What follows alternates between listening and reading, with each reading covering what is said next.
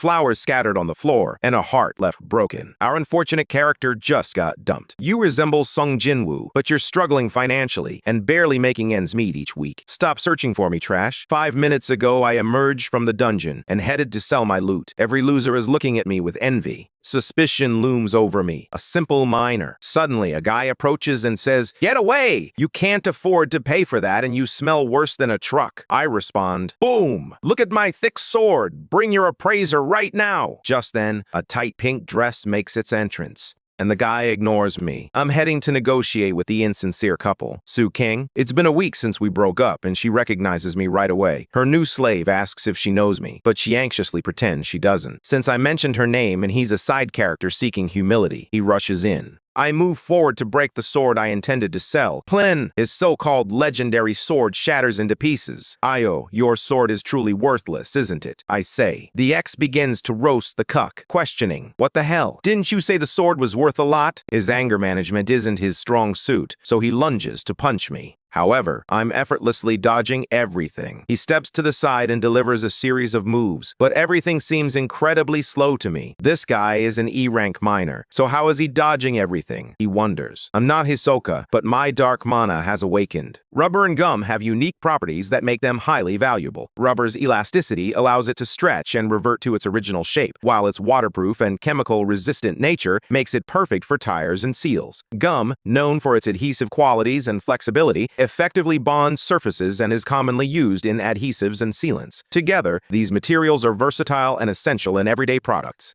And bro went straight down, kissing the floor. The tight dress is shocking. I activate my spiderweb. I'm using this guy as a punching bag while my ex runs away, crying desperately. Both crashed into the wall with a thud. And Lil Girl has just discovered the true meaning of gender equality in real time. How did an E-rank miner like me, who was struggling to make ends meet, end up in this situation? Just a few weeks ago, I was drowning in debt. Could I really pull this off? My family lost their lives because of the mining debts owed to those loan sharks. I'm working hard to awaken my potential and pay off those debts. Life hasn't been easy, it's been anything but easy. Yet here we are, diving into yet another dungeon. Li Yi is his name. He risks his life to connect energy stones. Work hard and in 35 years, you'll be able to buy an apartment, the ugly ninja says. However, our bro doesn't seem pleased with this capitalistic offer. Even more so, considering that those dungeon dimensions are deadly to anyone who enters. The boomers in the car are discussing our G. Io, isn't he the one whose parents passed away, leaving behind a huge debt? Yes, and he's never going to pay it since he's as weak as a truck, Li Yi. Sometimes, people become weak not due to their own faults, but because society's rules have gone insane.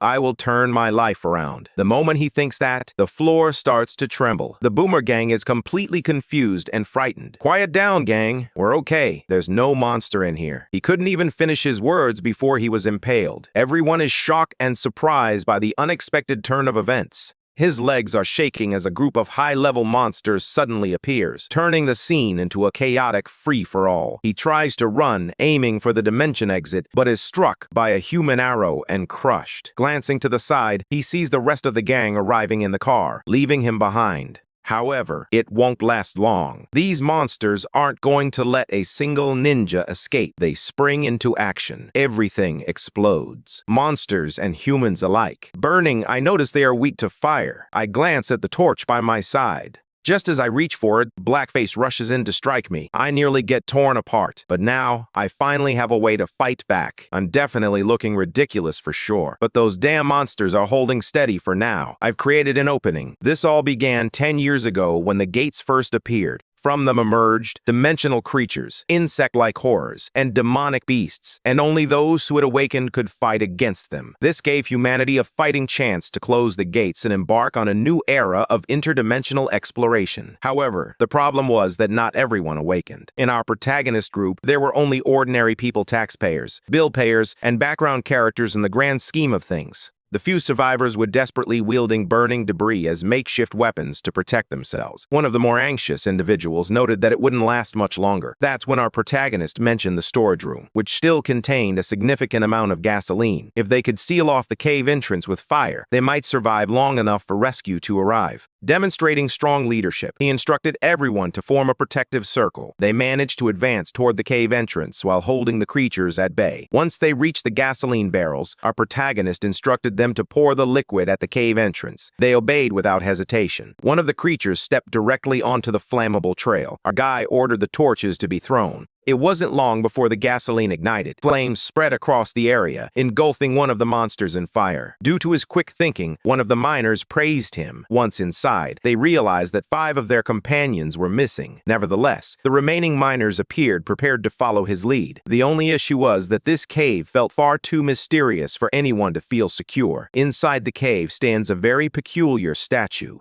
One of the workers mentioned that it had been discovered a long time ago and that the supervisor had originally planned to take it and sell it on the black market, which is why they were there in the first place. Our protagonist observed that the construction appeared remarkably old, while the other workers were preoccupied with attempts to contact rescue. Once they were able to establish a signal, they reported the attack and all that had transpired. Unfortunately for the miners, help would not arrive for another 2 hours. Until then, they would have to do whatever it takes to survive. When one of the miners pleaded with the rescue team to hurry, he was met with complete silence. He and his co-workers would need to fend for themselves. Their first challenge was the limited power supply in their protective suits, which would last for only about an hour and a half. After that, their options would be severely restricted. Our protagonist quickly checked the battery on his suit and noticed that it still had 61% charge remaining. Amidst the chaos, one of the miners captured everyone's attention. He stated that not everyone would survive, and in a situation like this, sacrifices had to be made. He proposed killing the old man and the orphan, our protagonist, so their suit batteries could be repurposed. Since no one was waiting for them outside, they would be doing everyone a favor. He threatened our protagonist, demanding that he hand over his battery. He then began to strike him with a wooden stick. Our guy was simply too weak to fight back, and now he was crying, feeling completely helpless. Determined to speed things up, they began tearing the mask off his face, hoping that the radiation in that dimension might force him to awaken. Our protagonist crawled across the ground, gasping for air as he desperately tried to retrieve his mask.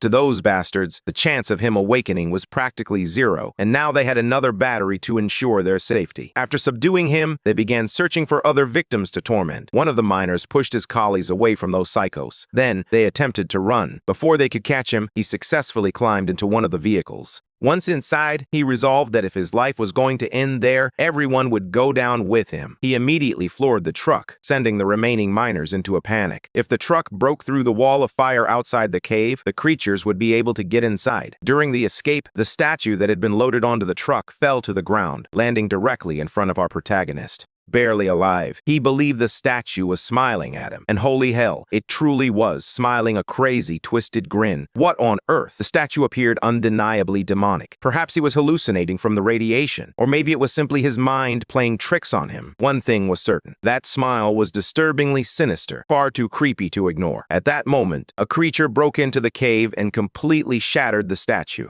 Now, the same creature from the very first chapter was poised to finish off our protagonist. Poor guy, suffering from radiation poisoning and facing imminent death. In that moment, the monster dragged its hand across his stomach, triggering memories of when he became an orphan, completely abandoned by the few relatives he had left, none of whom wanted anything to do with him. He was condemned to a miserable life, enduring humiliation at every turn. He even attempted to investigate his parents' deaths, but the corporation was far too powerful. All those complaint letters he wrote proved to be useless. In the end, they only annoyed people rather than helping him achieve justice. In fact, the owner of that company believed that our boy's parents were to blame for their own deaths, as their recklessness resulted in millions of dollars in damages. The poor guy could only cry as he lacked the strength to fight back. Completely abandoned, he was being beaten by the loan sharks. In their minds, the only good orphan is one who pays an unpayable debt. As he endured this entirely involuntary massage session with those unqualified chiropractors, our boy found himself deep in thought. The only option left for him now was to become an interdimensional miner, the sole way he could ever repay the debt.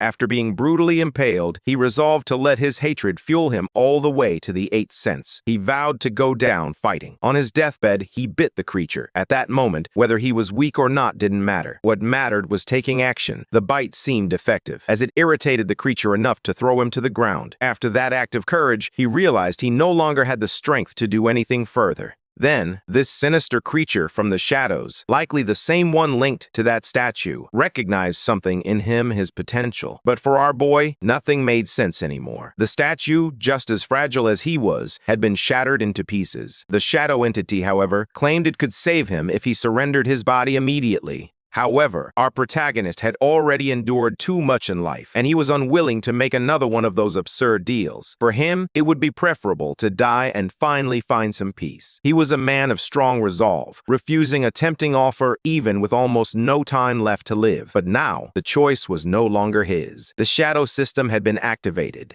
Before the creature could crush him under its feet, it sensed that something was amiss. A dark, malevolent energy filled the air, compelling it to kneel. The shadow entity had seized control of our boy's body. Its first act was to ensure that the creature would deeply regret ever breaking the statue. A massive foot made of shadows descended, crushing the creature in an act of pure vengeance. After that, the other creatures grew frightened. Proving they had the intelligence of a fentanyl addict, one of them still chose to attack. Before it could get close, a massive shadow creature emerged beneath its feet and swallowed the monster whole, leaving it powerless to act. The shadow entity found the taste of that substance utterly repulsive. Now fully restored, it turned its attention to the unscrupulous miners. It pondered what would happen to our protagonist if it returned his body to its rightful owner. The flat earth, my friend, neither spins nor flips. The same miners who had just attempted to kill our boy were now on their knees, pleading for their lives, insisting they only wanted to survive. One of them even had the nerve to say that if he hadn't ripped the mask off our boy earlier, he never would have awakened. So perhaps he should be grateful.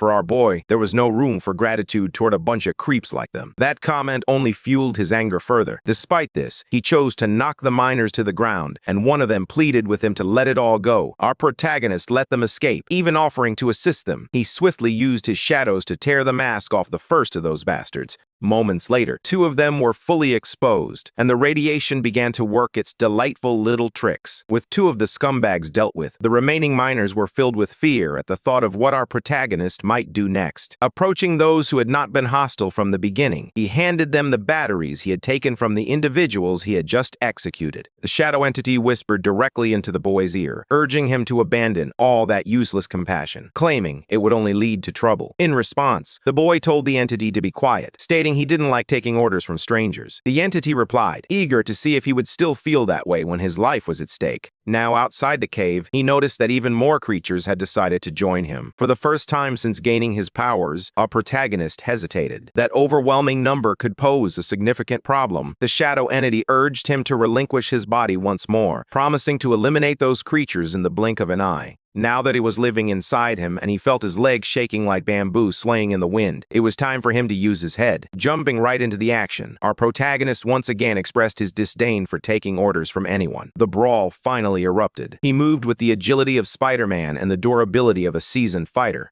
Bit leaped forward, somersaulted. Our boy realized that his reflexes had become much sharper, but the problem was that they were still dangerous. The shadow entity declared that he would be useless if he relied solely on brute strength. Stocky concentrated his unusual power into one hand. He punched one of the creatures with all his strength, commanding the entity to be quiet. That was when he finally recognized just how much stronger he had become. The problem was that the creature was still standing. All he wanted was for one of his hands to grip a weapon. As soon as he thought about it, a dagger formed from shadows materialized. Now our boy was on the verge of becoming a full-fledged creature butcher. Using his newfound strength and agility, he successfully took down one of the enemies. This filled him with joy, as he could finally put an end to these hybrid monsters once and for all. In that moment, he fully realized he had become awakened. But just as he became distracted, daydreaming like a 13-year-old girl, imagining that life is perfect, he took a hit to the back. He snapped back to reality and immediately counterattacked the creature. That served as his reminder that there were still plenty more to kill. Fortunately, he had the strength to counter every attack. After a few minutes, all the creatures lay lifeless. Our boy was completely out of breath. He decided to lie down on the ground to catch his breath because it had been brutal. Finally, the system notified him that he had awakened and was now at E rank.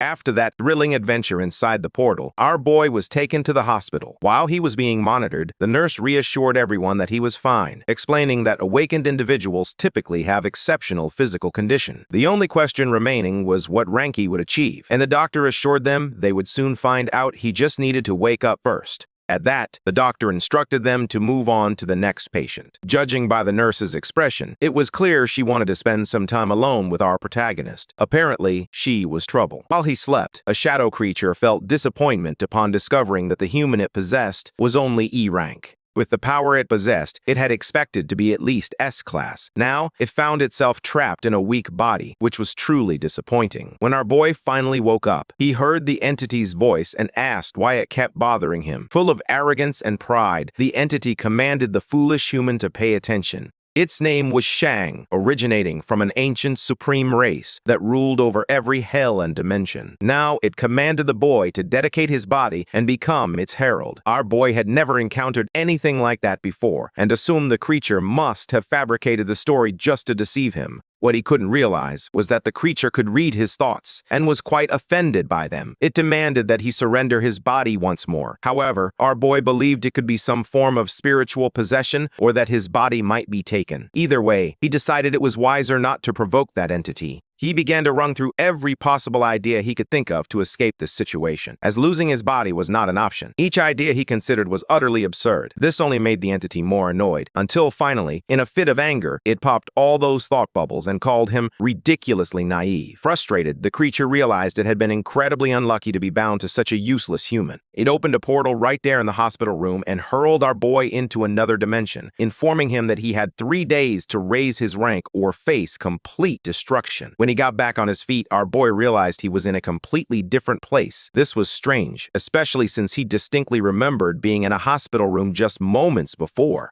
The entity explained that this dimension belonged to it, and that they were facing the insect nest challenge. Each awakened person could only pass through this place once. Our boy quickly grasped what he needed to do. In front of him stood a massive hybrid insect with a thick, armored shell. The entity informed him that he now had access to its knowledge and would need to acclimate to it. The shadow system appeared to be something truly intriguing. Without wasting any time, our hero drew his shadow dagger. He was still shocked by the speed he had achieved. Despite this, the demonic insect remained furious and very much alive. He dodged the attack and identified a blind spot, determined to exploit it. He struck the creature's shell, but it didn't make any difference. He was thrown backward by the monster's retaliatory strike. He realized his dagger wouldn't be able to pierce that armor. As he observed everything unfolding, the entity grew increasingly irritated. Not only was the opponent weak, but he was also foolish, relying entirely on brute force. Admiring the entity's insults, our protagonist continued to attempt resolving conflicts through violence.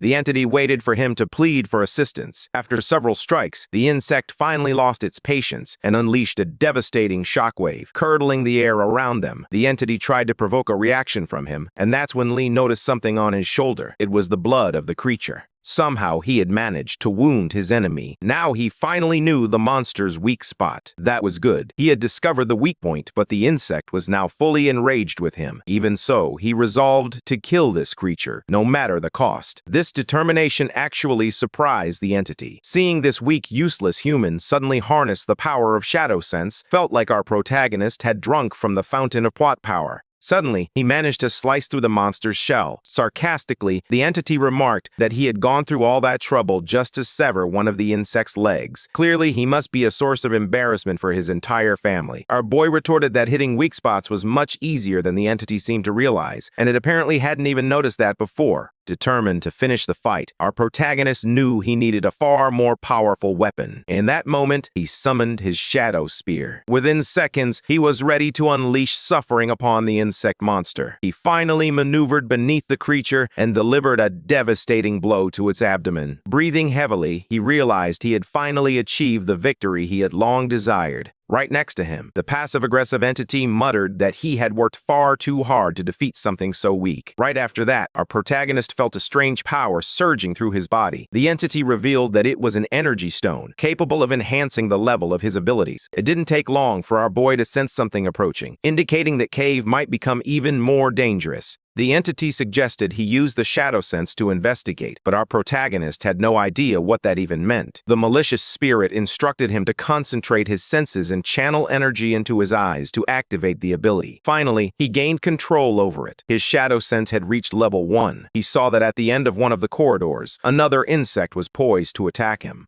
Fortunately, he managed to dodge every single projectile. After witnessing the destruction they caused, he realized they were likely poisoned. Now he had to dodge every attack, which frustrated him immensely. Even with his senses sharper than ever, the attacks came from behind as well. Thanks to the boost from the plot, he dives into them all. Feeling pressured, he told the entity that the shadow sense seemed useless. The evil spirit snapped back, stating that the problem wasn't the ability, it was him. The skill was impressive, he was just weak. That insult made our boy furious. He resolved to gather more energy by taking down those monsters. The truth is, the passive-aggressive spirit companion was impressed by how easily an E-rank awakened could control this ability. Things were becoming increasingly interesting. With his heightened senses, he now possessed the vision of a predator, stalking through the forest and spotting every single one of his enemies. This made him realize just how badly outnumbered he was, and it filled him with nervousness. The spirit, however, was waiting to see some determination from him. In just seconds, a swarm of insects rushed straight at him. The entity observed that our boy had discovered an ideal position on the battlefield, suggesting he might actually survive a bit longer. Clearly losing patience, our boy unleashed all his energy, slicing apart the enemies that charged at him. The evil entity realized he had just unlocked the second stage of the shadow sense, a pleasant surprise for him. It was surprising to see that the boy, once perceived as weak, was now displaying incredible abilities. Even though more enemies kept appearing, our hero noticed that the insects seemed to be moving slower and slower, unaware that he was actually the one moving faster. With his heightened senses, he could now see glowing points of light on the bodies of his enemies, revealing their exact weak spots. The passive-aggressive entity explained that once his ability identified the weak points, his attacks could easily bypass any defense. Planting his daggers into the ground, Lee summoned several shadow spikes that erupted and impaled each of the insects. As a result, he absorbed multiple energy stones, further enhancing his proficiency. Now that he could clearly see each weak spot, finishing the job became easier and easier. Our boy charged through the swarm of arthropods, proving to be far more effective than any pesticide. Suddenly, he had to dodge as one of the insects zipped by, nearly taking his head off. He soon realized that this beetle was entirely different from the others. In response, he transformed his dagger into a whip, catching even the malicious entity off guard. With his new weapon in hand, our hero successfully trapped the pesky beetle, and within seconds he ripped its head clean off. All the while, he was relentlessly attacked by other insects determined to end his life prematurely. Our hero was more than happy to grant them their wish, slicing open the abdomens of every single one of those foolish arthropods. As he absorbed an increasing number of energy stones, his skill proficiency continued to rise. With the sheer number of enemies approaching him, our hero might actually have a chance to rank up. As the entity observed everything unfolding, it began to feel a sense of optimism. Perhaps this seemingly useless human truly possessed some potential after all. It was clear that his mastery of the shadows was growing rapidly, which was encouraging news. The downside, however, was that using those shadow techniques consumed a significant amount of mental energy, a price that had to be paid. In the midst of the fight, our protagonist realized his vision was beginning to blur. This was not good at all. As he struggled to catch his breath, one of the arthropods struck him from behind, eager to take a bite. After taking that hit, our hero became determined not to die in that cave. He had only 15 minutes left. To motivate himself, he recalled all the scumbags waiting for him back in the real world. In his mind, he was convinced that his parents' deaths were unjust, and he felt compelled to take revenge on at least half a dozen of those responsible.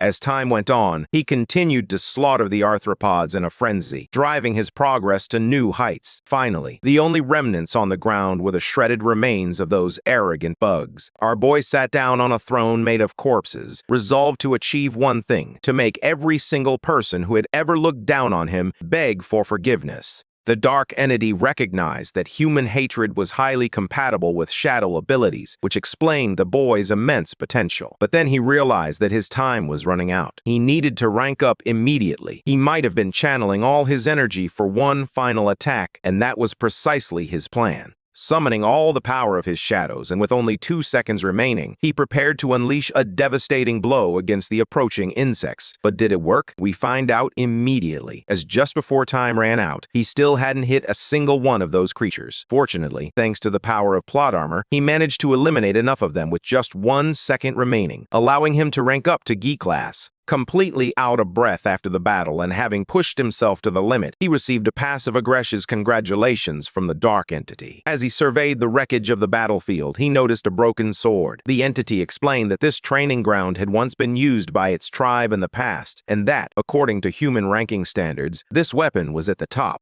After picking it up, our boy realized it wasn't a dagger at all. It was the size of a door. The entity assured him that, compared to his shadow abilities, these abandoned weapons were worthless. Nevertheless, our boy chose to collect them all, believing they might prove useful someday. This piqued the entity's curiosity, and our boy confessed that he didn't hate capitalism as much as he had claimed. He planned to sell them later. Only awakened individuals ranked D and above are permitted to sell gear, so he now needed to get registered. When he arrived at the awakened registration, he was furious to discover that he was still listed as E rank. The secretary informed our boy that his attributes were indeed very good, but they couldn't detect any energy fluctuations at all. This is why she could only classify him as E rank. On the bright side, since he was already registered there as a minor, he would receive a 15% pay raise. Outside, the boy acknowledged that the shadow system was truly incredible, while the entity explained that human perception was far too limited to comprehend its true potential. Now our boy realized he could use this to his advantage. However, the problem was that selling all those weapons and tools would be complicated. His only option now was the black market, which seemed like a very intriguing way to live. Upon his arrival, the shady regulars of the black market quickly took notice of him. His attire gave him the appearance of an ordinary nobody. The entity, absorbing the atmosphere, remarked that humans were like clowns, gathering a few magic stones and attaching them to mediocre weapons, believing they had created something extraordinary. They even labeled our boy as one of them. One of the thugs then attempted to shoo him away. Our boy chose to maintain his pride and asked if that was how customers were treated there. Only then did he reveal the artifact he had brought, displaying a dagger that was, in fact, a sword crafted for someone at least 10 meters tall. People around him were shocked as a suspicious-looking couple approached him. The girl was clearly unhappy about being dragged into that filthy place. The man with her was a D-rank awakened, while she was merely a background extra. The merchant quickly recognized the man as a very important customer and decided to treat him well, knowing that money speaks volumes in that establishment. As he inspected the sword brought by our protagonist, he noticed it had an attack bonus, making it perfect for D-rank awakened fighters. At that moment, our protagonist heard the man's name, Ching, and realized he actually knew him. More specifically, he recognized the woman associated with him. Flashback. After he became an orphan, she abandoned him as well, leaving him with nothing but debts and no money at all. The girl had left to find someone who could help her pay her bills. The other awakened, surprised, and asked if they knew each other. The girl lied, claiming she didn't associate with people from the lower class. After that, the merchant began treating our boy worse and worse because he was being too familiar with an important client's woman. That same client chose to intimidate our protagonist, preparing to strike him with his sword the one, with the attack bonus, to assert his dominance. He swung at him, but our boy ducked behind the massive sword he had brought to sell. The artifact was so solid that the attacker's shiny sword shattered into countless pieces. Our boy told him that the real trash in the market was the weapon that fool was wielding. The girl who witnessed the entire event was confused by what had transpired. She began scolding her boyfriend, insisting that since he had claimed the sword was powerful, he shouldn't have been humiliated in that way. Having lost his expensive weapon and feeling humiliated in front of his girlfriend, the furious hunter, pushed over the edge by her nagging, charged at our protagonist. Poor guy. Our heroes soon realized that this attacker was actually slower than the bugs he had fought. Yet, still brimming with confidence, the hunter complimented our protagonist's reflexes, suggesting it might have been mere luck. He launched a flurry of attacks, but each one failed miserably. Our boy came to the realization that the attacks were truly pathetic. The very insects he had defeated before would have been ashamed to face someone so weak. On the other side, the awakened fighter grew increasingly furious, convinced he was merely facing a poor, debt-ridden orphan miner with nothing to his name. That only fueled his anger. No matter how much power he put into his strikes, he still couldn't land a single hit on our protagonist. At last, our boy ran out of patience. He used his shadows to bind the fool's fist, preventing him from moving freely. With a sadistic glint in his eye, our protagonist resolved it was time to put these extras in their place. He quickly grasped his shadow whip, slamming the man to the ground like a sack of trash. Humiliated once again, the man tried to rise slowly, assisted by his background character, his girlfriend, To our boy, the guy now resembled a dog on a leash, as he was indeed restrained by his shadow collar. Even while enduring such brutal humiliation, the fool chose to further embarrass himself by charging at our hero once more, determined to take his life. Before he could get close, a powerful figure from the black market appeared, ordering them to stop the fight immediately. This man was displeased with what he saw. Despite the fact that the fool was a loyal client, he had no tolerance for trouble in his store. The mob boss was named Juan, and he was also a D-rank awakened. The girl who had abandoned our protagonist stepped in, claiming that the miner had insulted her boyfriend and broken his sword. That was the reason for the attack. This immediately piqued the boss's curiosity, as he found himself face-to-face with a miner, a situation that was hard to believe. He wanted to know if the sword our boy was holding could truly break a weapon of that quality. Our protagonist made it clear that he was only defending himself. The fool's sword broke during the attack, and that was not his fault. The boss then asked his loyal client if that was indeed true. However, it seems the two of them knew each other well enough to start whispering something suspicious, clearly plotting to set up our protagonist. Before that, the boss attempted to act as a mediator, stating that he would address the situation fairly. Approaching politely, he requested to inspect the inn. For a few seconds, he was completely shaken. Despite all his strength, he could barely lift it. It must have weighed hundreds of kilos. I was intrigued by how this unfortunate situation unfolded. The miner, once considered useless and burdened by debt, has surprisingly become a valuable asset in unexpected ways. He wielded his newfound skills with remarkable ease. Curious, he asked how someone so ordinary had managed to acquire something so valuable. However, our boy, filled with confidence, responded by questioning when the black market ever cared about the origins of the items that were brought in. The boss realized he couldn't trick him and claimed he was simply curious. In response, our protagonist decided to play along as well. He revealed that he had found the sword while mining, which convinced the boss that our boy was indeed just a miner. He stated that the sword was strong and durable, despite lacking any enchantments, which meant it wasn't worth much. This was in stark contrast to his loyal client's sword, which had been valued in the millions. With that, he presented what he described as a very fair and friendly offer. Since our boy was just a miner, he would purchase that piece of trash for a reasonable price to compensate for the financial losses the client had endured, suggesting that our protagonist view it as an act of charity. After hearing the offer, the loyal client immediately agreed, telling our protagonist that he would forgive his debt. Immediately afterward, he turned to his girlfriend and said that if the idiot didn't accept the deal, he would sell his organs for at least $2 million. That's when our protagonist realized he was walking into a trap. They had to devise a plan while pretending to negotiate. Now that they were all guilty, it was time for him to truly enjoy himself, unleashing the power of his shadows in the black market. He made it clear that he wasn't the one who should be worried. The mob boss of bodyguard approached him, prepared to take him down. Juan confidently informed his loyal client that the fight was already over and suggested they move to a more private location to discuss the profits from the upcoming sale. What he didn't expect was to see one of his own men hurtling past him like a sack of potatoes. Looking back, he felt a surge of worry as he saw his bodyguards being beaten senseless. All he could see was our protagonist kicking the extras around like soccer balls. One of the attackers was hurled toward the loyal client, who showcased his D-rank strength by dodging the assault and violently kicking the poor man's body aside. With the ineffective guards dealt with, our hero was ready to confront the true enemies. Meanwhile, his ex-girlfriend grew increasingly concerned, wondering when this miner had learned to move like that, while her boyfriend remained determined to take him down. Charging at him once again, he shouted that against a D-rank awakened, our protagonist was nothing and nobody. But before he could get close, our hero coated one of his hands with shadow power. He slapped his enemy hard, injuring him in the process. That only made the spoiled brat angrier. He had never been hit by his father, and now some other man had slapped him across the face.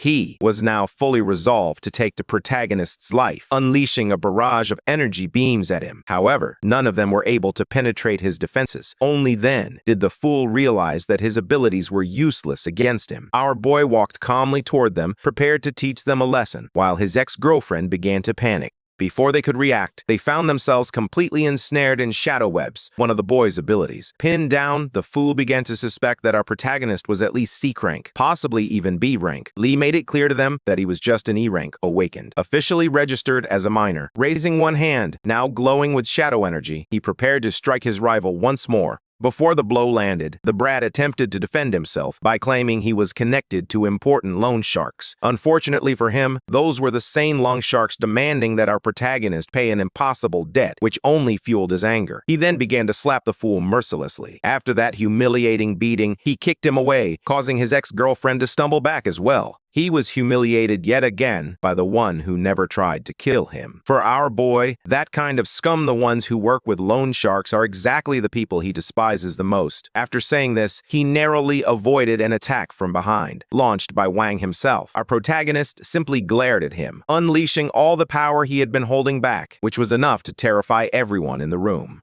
Confronted with the situation, the unfortunate soul who had just been defeated by our protagonist was ready to offer money in exchange for mercy. But our boy wasn't satisfied with the offer. It was far too small. So he decided to push back a little harder. He told him that he would be completely forgiven after receiving 50 slabs. Only then did the desperate man offer his black card, claiming it should have 5 million Korean won on it, which would be enough to calm him down. Our boy quickly understood that this money had likely been collected by extorting innocent people, just as it had been done to his parents. This realization only fueled his anger further. Dropping the man's body on the ground, our protagonist declared that money was nothing more than rightful compensation after being extorted by loan sharks. He finally let go. It had been intense enough. Furious, the man slapped his girlfriend across the face, blaming her for convincing him that our protagonist was merely a minor. Now he sought revenge, as money was not something easily replaced.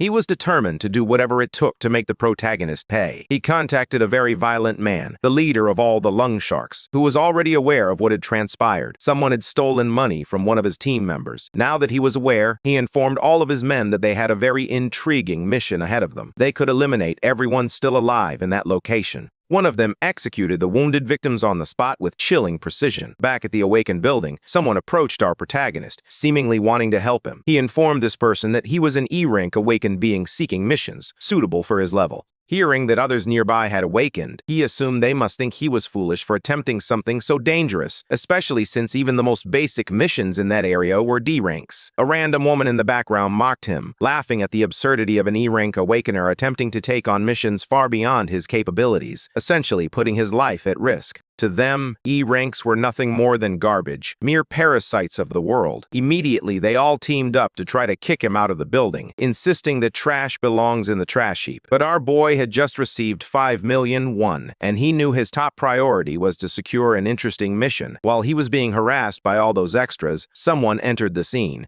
Their presence was absolutely overwhelming, instilling intense fear in everyone present. The pressure was truly overwhelming. Whoever it was had to be at least D rank. All the other awakened were filled with fear. It was then revealed that the individual was, in fact, a cosplayer. Her clothes were unusual, her design striking, but she was undeniably strong. Our protagonist studied her intently, questioning what a drank was doing in that place. He could feel her strong energy, yet she still appeared to be a spoiled, delicate girl. More importantly, he sensed no killing intent from her. The girl was accompanied by a bodyguard. They were apparently searching for someone D-rank, preferably a minor, to enter a dungeon. It didn't take them long to spot our boy, who appeared completely unfazed by the girl's intimidating presence. At last, our protagonist realized it was his moment to shine. The cosplay girl was impressed by his calm demeanor, which remained completely unaffected by her pressure. Meanwhile, the receptionist was trying to direct her towards some capable awakened fighters. However, the girl stated that it wouldn't be necessary, as she had already found the minor she needed. The receptionist quickly explained that our protagonist had just arrived and that her suggestion might go against the rules. By demonstrating that power truly governs the world, she made it clear that she was the one in control and had already decided he would be her minor. With that, they moved to another room, and our protagonist followed her. It was the first time the receptionist had ever witnessed anything like this in his life. Once inside the dungeon, a creature lunged at the awakened team. A man who specialized in playing the flute began to play his instrument. However, his song was so powerful that it literally caused the creature's head to explode. It became evident that the cosplay girls team was exceptionally well balanced, featuring awakened fighters from a variety of classes.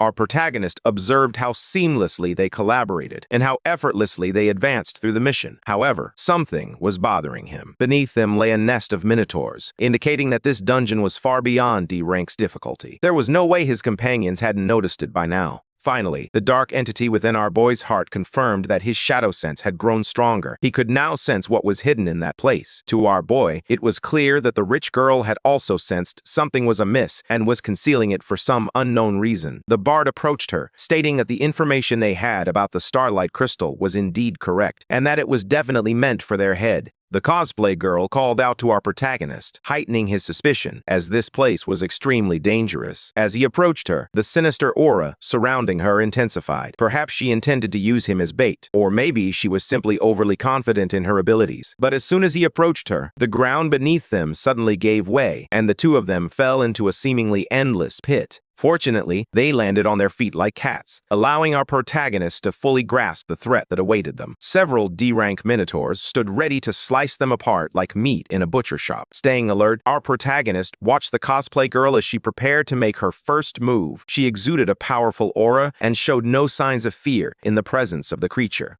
However, after a few seconds, she started to appear increasingly anxious. To her surprise, the protagonist asked the miner to go first and confront the creatures, promising to support him from behind. He noticed how embarrassed she appeared. The situation was so bizarre that she dropped to her knees, declaring she didn't care about anything else and preferred the miner to proceed. Completely shocked, our protagonist reminded her that she was a B rank awakened. There was no way she shouldn't be able to handle those creatures. Despite everything, she continued to insist. Now, utterly desperate and with tears in her eyes, she promised to pay 1 million Korean won. For someone who claimed to hate capitalism, our boy thought that sounded like a pretty good deal. After all, you don't make 1 million every day. Gripping his shadow dagger, he resolved to take on the job and charge into battle. The desperate Minotaurs charged at him, hoping to take him down. But then he realized something. The creatures weren't aiming for him at all. They charged straight for the cosplay girl, who stood frozen in place. In that brief moment, panic gripped our protagonist. If she died there, he wouldn't get paid.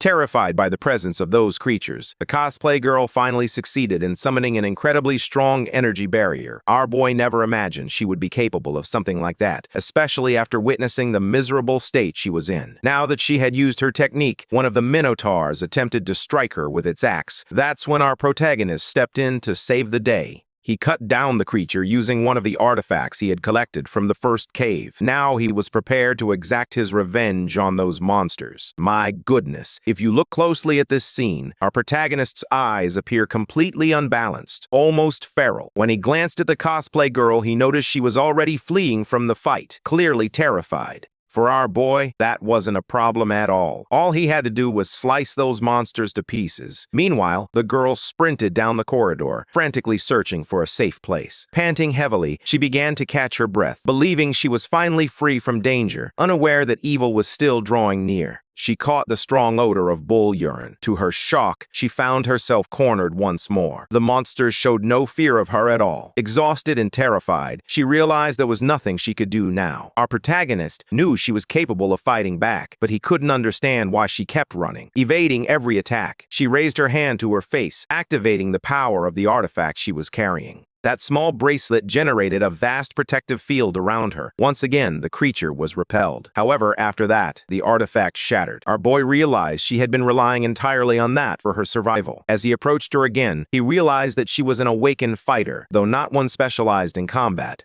After her secret was exposed, she insisted that he couldn't tell anyone. However, being the opportunist he was, he informed her that keeping secrets would come at an additional cost. What he couldn't understand was why the creatures continued to focus solely on the girl. That was quite unusual. Thanks to all the experience he had gained, our boy advanced his shadow sense to level 2, allowing him to scan his surroundings. The creature's behavior was completely unusual. They were drawn to a mysterious sound, seemingly under the control of someone. As he tried to defend himself, she called out to him. No matter what they did, the creatures kept advancing, frantic and desperate to taste human flesh. Our boy realized this was a battle with no end in sight. What made it worse was that he couldn't unleash his most destructive skills, as he had to protect the girl. She could easily get caught in the crossfire. He then realized that the mysterious figure appeared to be targeting the girl specifically, which could actually work to his advantage. Using the shadows as a tool, he chose to give that person exactly what they desired. As he approached the creatures he had immobilized, he declared that the cosplay girl was entirely defenseless, having exhausted all her artifacts. It's important to avoid letting her get cornered. Upon hearing that, the girl felt a mix of embarrassment and fear. He shouldn't have said it out loud. As our hero charged back into battle, a dark presence loomed near the cosplay girl. The assassin believed that a mere minor setback could jeopardize his entire plan, but now he had the opportunity to eliminate her while she was completely defenseless. With a knife in hand, he was poised to take her life, holding the girl and her father responsible for everything that had transpired. But before he could complete the strike, his arm was severed completely. Hopefully, he knows how to write with his other hand. To the surprise of absolutely no one, it turned out to be the bard from the cosplay girl's own team, the one whose flute playing was so terrible it could make monsters' heads explode. He was the mastermind behind everything that had been occurring inside the dungeon. After being exposed, the bard began grinning like a maniac. Losing to a mere minor was driving him to the brink of insanity. Gathering all his strength, he made it clear that he was far from defeated. Lines of energy radiated throughout the cave, absorbing and controlling the creatures in the vicinity. Radiating a violent aura, the bard prepared to unleash the true potential of Awaken, the one who commands monsters. Our protagonist quickly recognized that this guy had to be Seacranks, while the cosplay girl stood in shock, astonished by his ability to absorb the life force of those creatures. Simultaneously, the entire area was becoming increasingly perilous as molten lava started to bubble up through the cave floor. Our boy hadn't anticipated facing a crank opponent. This was both impressive and terrifying. Before them stood a lava minotaur, a sea-crank monster that appeared brutally powerful. The beast defended itself and charged forward to attack. Determined to survive, our hero summoned a shadow barrier. The impact was so devastating that it nearly destroyed the entire cave. Realizing that his barrier had been partially shattered, our boy began to feel fear creeping in. Part of his skin had been scorched by the creature's attack, leaving the cosplay girl deeply worried. This battle was clearly not going in their favor. Confronting the threat, our boy took her hand and urged her to hold on tight. They immediately started running. The girl, confused and struggling to keep up, was nearly hit by the creature's attack. However, disaster was averted, thanks to our protagonist, who used his shadows to bind the raging monster. That gave them just enough time to make their escape. Glancing over his shoulder, he instructed the cosplay girl to pay close attention. Once they reached the labyrinth, she had to run straight ahead, no matter what. Concerned, she asked him what he planned to do. He told her he had to hold the creature back to buy her time to escape, reminding her that he still wanted his payment. He silently wished for her to find a safe place to hide, promising that he would catch up with her soon. With her absence, our protagonist could now concentrate on the fight as he wished, determined to earn the easiest money of his life. Fully transformed into the flaming minotaur, the bard was filled with fury. He had no idea where his prey had vanished. That's when our boy revealed himself, mocking the creature's foolish rage. Enraged, the monster swung its axe, desperate to find the cosplay girl. The strike hit the cave, unleashing waves of destruction. Our boy dodged and quickly countered, delivering precise strikes to the creature's joints.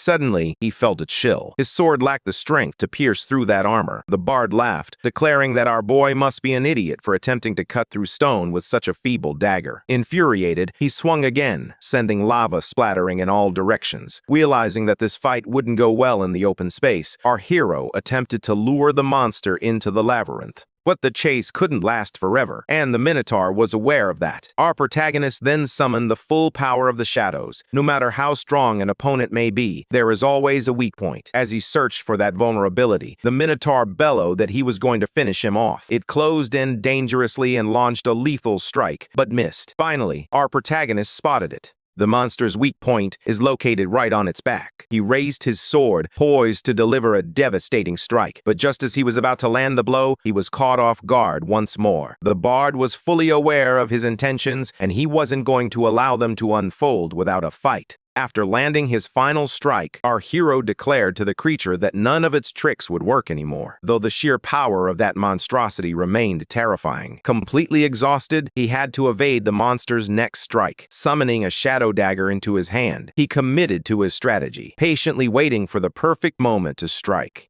The Minotaur realized the boy wasn't going to run. Doing so would only make it easier to kill him. Swinging its axe with brutal force, it mocked the boy's skills and the ineffective weapons he wielded. Finally, our protagonist discovered an opportunity to strike at its weak point, but something strange began to happen on the monster's back, leaving him in shock. That spot started to emit intense heat. This forced him to retreat. Having nearly burned alive, he realized that even with just one arm, the bard was clever enough to safeguard his greatest vulnerability. The creature understood that its weak point had been uncovered, but that wouldn't alter anything. That spot was now burning at 2,000 degrees Celsius, prompting our boy to reveal the location of the cosplay girl to save his own life. But our protagonist would never betray her. He refused to trust someone so vile. Furious at the bold rejection, the Minotaur vowed to eliminate him entirely. Determined to protect his pride, the monster charged at him once more. Lee dodged and unleashed another shadow skill, launching a chain toward the monster. It nearly struck its face, but that miss appeared to be intentional. He redirected the chain mid-air, sending it directly toward the creature's weak point, getting dangerously close to landing a hit. However, the heat radiating from it was so intense that his blades couldn't maintain their shape. Observing this, the lava minotaur declared it futile to keep trying and insisted that he stop playing foolish games. Dodging death once again, Lee realized that his power was draining far too quickly. The longer the fight continued, the worse his situation became. For a moment, he thought about asking for help, but quickly dismissed the idea. He was determined not to surrender his body to that dark entity ever again. Gaining the high ground over his opponent, he steeled himself for the moment. This was his chance to end it and seize all that experience. He launched himself downward like a projectile, shadow spear in hand, targeting the weak spot. He understood he couldn't afford to waste this opportunity. As he drew nearer, his body ignited in flames, yet he continued undeterred. At last, he targeted the weak point. The creature emitted a horrific scream of pain. This triggered a berserk frenzy, significantly increasing its attack speed and critical damage. Severely wounded, the Minotaur was now fully determined to kill him. However, our boy had exhausted most of his stamina in an attempt to end the fight and was left badly hurt. The bard was astonished that the battle had lasted this long. To him, our protagonist was merely a minor player. However, he made it clear that things wouldn't progress any further. At that moment, our protagonist felt his heart pounding violently. For some inexplicable reason, dark energy surged within him, stronger than ever before. Then the entity finally spoke, revealing that power had always resided within him, but his body had never been able to channel it properly. Thanks to this fight, he had unlocked a new form of his shadow ability, and even his wounds were completely healed. As the scene unfolded, the Minotaur stood speechless, unable to comprehend the cause of such a miraculous recovery. On top of that, the aura radiating from our boy was undeniably sinister, making the situation far more dangerous. With every ounce of brain power it had left, the Minotaur realized it couldn't let our protagonist fully recover. It attempted to attack but missed its target. Even with the speed boost, it remained slower than its opponent. That only fueled the Minotaur's fury. The source of its immense power was incomprehensible to it. Desperate to turn the tide of battle, it chose to flood the arena with lava. The molten rock surged toward our boy. The Minotaur began celebrating its victory. It was only then that it realized something had gone horribly wrong. Our boy stood unharmed atop the molten stone.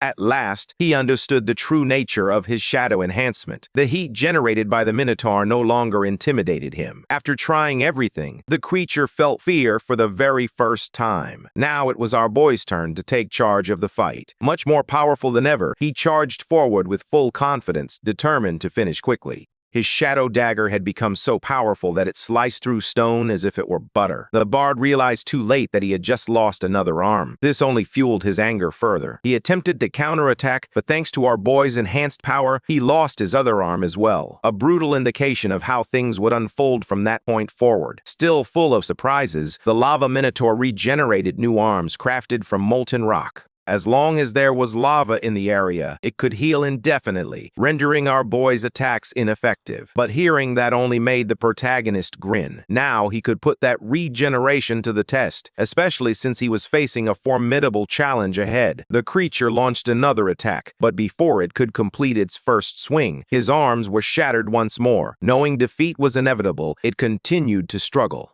until its regeneration began to falter. Now it had short, misshapen arms. That's when our protagonist told it that it had reached its limit and should simply give up. Completely terrified, the bard pleaded with him to reconsider, insisting there was no need for them to fight to the death. However, our boy responded that this was exactly what he wanted, especially since he was being paid $1 million. Since this was now about money, the Minotaur attempted to negotiate, offering $5 million if the girl was handed over once they returned to the city. But our boy was certain it was a trap. There was no guarantee that the Minotaur wouldn't seek revenge on him later. Desperate, the bard continued to insist that trusting him was the smart choice, despite having attempted to kill him for several chapters. However, our protagonist, ever the clever one, had a more ingenious plan. It might be wiser to hand the traitor over to the cosplay girl. This way, he could earn even more money from the fight while also strengthening his ties with her family, a connection that held greater value than any monetary payment. The Minotaur understood that if it were captured, it would face torture and death, and its family would also suffer the consequences.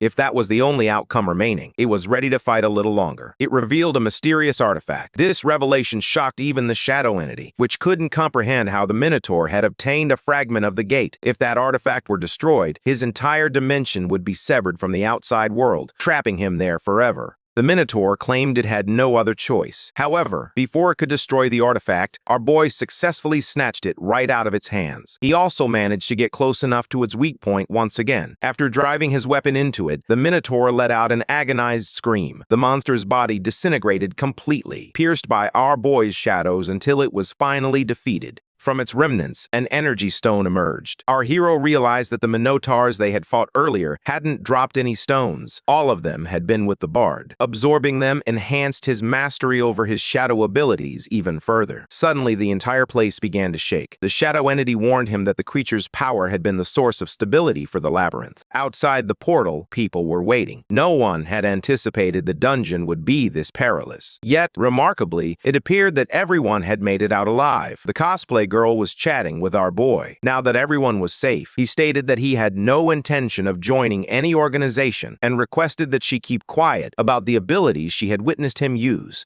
She agreed, as she also had secrets of her own to protect. Then, she finally, after receiving the money, he recalled something else and showed her the massive sword, inquiring if it could be sold somewhere. Examining the weapon closely, the cosplay girl noted that there was no energy fluctuation emanating from it, but the quality of the material was outstanding. Even so, she explained that the item needed to be appraised by experts. Our protagonist left the sword with her, hoping she would return with news. Now he knew exactly who he would sell his future loot to, and he hoped she would be generous. Unlike the mob boss at the black market, back home, he asked the shadow entity what the fragment he had taken from the Minotaur truly was. The entity explained that the more artifacts he gathered, the easier it would become to achieve S-rank power. That made him very tempted. Observing the object, the entity realized that if those things were resurfacing, it meant those bastards were at work once more. This meant it had to accelerate its recovery, and the key to that recovery was the boy himself. Eventually, he would have to confront forces that transcended human understanding.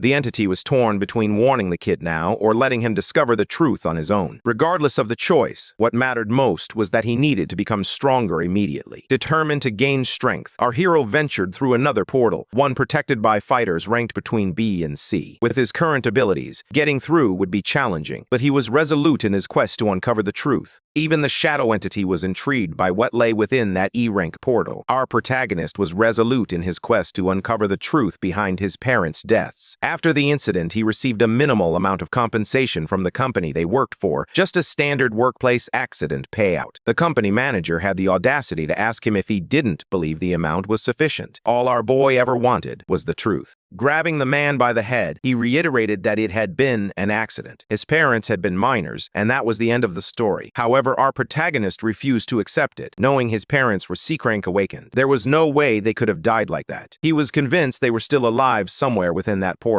After venting his anger, one of the manager's bodyguards grabbed him and warned that portals were dangerous. To our boy, it made no sense. He was certain that the truth was being concealed, especially for something so cruel to occur within an E-rank's portal. When he continued to create a scene, the man was on the verge of smashing his teeth in. The attack was halted by the arrival of a powerful businessman, who was also an A-rank awakened. He was the president of the company and was clearly disappointed in his subordinate. He advised him to treat the families of those who lost loved ones with greater professionalism. Turning to the boy and speaking politely, he asked him to accept the money. He knew the amount wasn't enough to restart his life, but he still wished him the best. Knowing that he wanted the truth as well, the company president promised to investigate what had happened. This sparked a glimmer of hope in our boy's heart. Eventually, they decided to blame his parents for his failure at work, which left him with a massive debt. Recognizing the importance of their mission, the dark entity informed him that he needed power to truly achieve his desires. Instead of standing idle, he should gather more portal fragments to become stronger. Only then will he be able to achieve his goals. Our boy mentioned that he already knew this, but since shadow energy couldn't be detected, he was still classified as E rank, making his life extremely difficult. The strange aspect of their relationship was that the entity assisted him while simultaneously seeking to take over his body. After Lee spent some time contemplating absurd thoughts, the entity grew furious, declaring it had enough of his nonsense. To Lee, however, it sounded like a childish tantrum, which only served to annoy the entity even more. While they were arguing, Lee noticed an invitation arrive on his phone, inviting him to join a mission. He then made his way to a portal located in the city's industrial zone, which was ranked D. He arrived a bit late. Once there, he ran into an old work colleague. It had been a long time since they had last seen each other. They appeared to have a friendly relationship. It had been 5 years since the accident that claimed his parents' lives. The other mercenaries waiting there had anticipated the arrival of someone important, but when they realized it was just a miner, they quickly began to look down on him. Back at the mission briefing, the mercenaries inquired about the objective. They were informed that their task was to locate ice crystals, minerals, and other samples, totaling 60 kilograms. Our boy overheard that the area was off limits and that the size of the team seemed excessive. Feeling the hostility from the others, Lee understood that this would not be an easy situation. Another C rank was also present. Everyone in that unusual team was being observed by a suspicious man who appeared eager to engage with them. He was the second in command of the Lone Shark Gang and was clearly preparing to commit heinous acts. While walking alongside his old colleague, our protagonist was informed that he no longer needed a protective suit. He replied to the older man that he was now awakened. This surprised the mercenaries. A miner who was also an awakened fighter was not something they encountered every day. Hearing the muttered insults, his old colleague intervened and made it clear that he did not agree with their nonsense. As they moved through the area, our protagonist noticed the vegetation appeared to have been intentionally altered to facilitate hiding, and he sensed something sinister about the location. While lost in thought, something occurred in the blink of an eye, yet our boy acted as if nothing had happened. Though he was certain the mercenaries had noticed it as well, someone was watching them from deep within the forest. His thoughts were interrupted when one of the bald mercenaries barked at the miners to pick up the pace, providing our protagonist with the perfect opportunity. The uneven terrain, thick with foliage, provided him the perfect cover to slip away from the mercenaries and uncover the truth of what was really happening. He instructed his companion to hold his hand tightly and to take care of something important. Right after that, our boy took off running, and his speed was so impressive that the mercenaries began to question whether a miner should even be capable of moving like that. None of them even bothered to follow. In their minds, those two were nothing more than trash who would perish without their protection. Meanwhile, the sinister man from the Lone Shark Gang was closely observing his victims. He was finally ready to unleash his horrors. One of the mercenaries admitted he felt as though they were being watched, but their leader dismissed his concerns, saying the bald guy was just being paranoid. The truth was that another companion had felt the same way ever since they entered the area. The place gave off an eerie vibe. He suggested to the others that they return to the safety of the outside world. As they were talking, something horrifying occurred right before their eyes. The bald one was suddenly caught in a technique that struck without warning. Their stalker finally revealed himself, and he had no intention of allowing his prey to escape. It was the blood leopard. Knowing that danger was imminent and seeing their comrade still alive, the mercenaries attempted to save him, which only made the blood lay apart angrier. In an instant, he took the bald man's life. The other two were furious after witnessing what had occurred. One of them charged at the assailant, but his arm got caught. In the next moment, his entire body was immobilized by strands of blood. The mercenary found himself powerless to act. The blood threads sliced through him, tearing him apart like a human puzzle. The last surviving mercenary, filled with terror, ran for his life, which only delighted the blood leopard even more.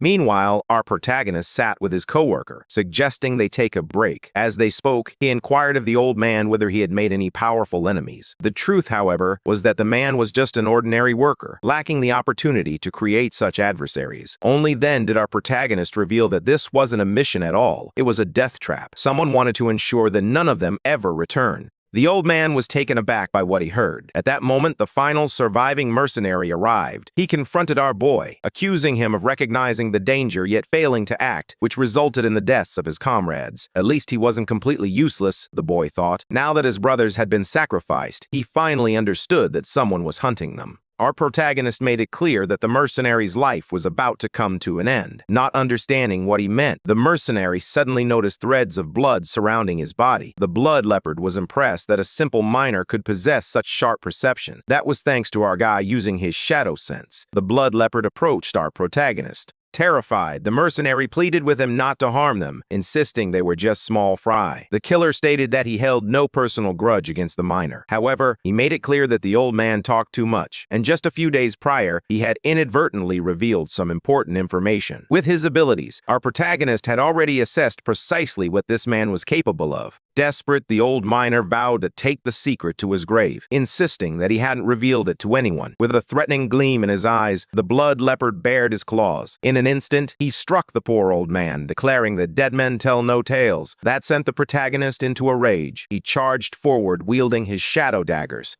The fight between them finally began, and the blood leopard hadn't anticipated encountering someone this skilled in a place like this. Knowing what our boy had done in the black market, the assassin made it clear that this time, things would end differently. With a single swipe of his claws, he tore into the ground beneath them, leaving deep scars on the forest floor. Believing that our boy was attempting to end his own life in the most painful way imaginable, the blood leopard was more than willing to oblige. He unleashed a series of devastating strikes, none of which managed to deliver a fatal blow, though several left shallow wounds. It was then that Lee realized that not even his shadow reinforcement could fully block those attacks. The blood leopard observed that his opponent was losing focus. He seized the opportunity to slam him into a tree, causing him to sustain minor injuries. Recognizing that the fight was becoming increasingly dangerous, our boy called out for the old man to come close to him quickly. He also recognized that engaging in a close-quarters brawl with this monster was far too risky. The blood leopard vowed that both of them would meet their end before the day was over. Our protagonist, activating his shadow sense to its fullest, was determined to prove him wrong. He hurled several energy daggers at his enemy. However, every single one was effortlessly blocked. That had merely been a diversion. He was waiting for the perfect moment to catch the blood leopard off guard. The killer realized that this boy still had more tricks hidden up his sleeve. With a simple motion of his hands, he shattered the energy weapon and mocked him, reminding him that he was still just in E ranks. At that moment, he was interrupted. The old man had emerged from the ground near the assassin's feet, having activated some kind of trap. The blood leopard allowed himself to be caught, fully aware of what was happening and feeling no threat whatsoever. Close-quarters combat was his specialty after all.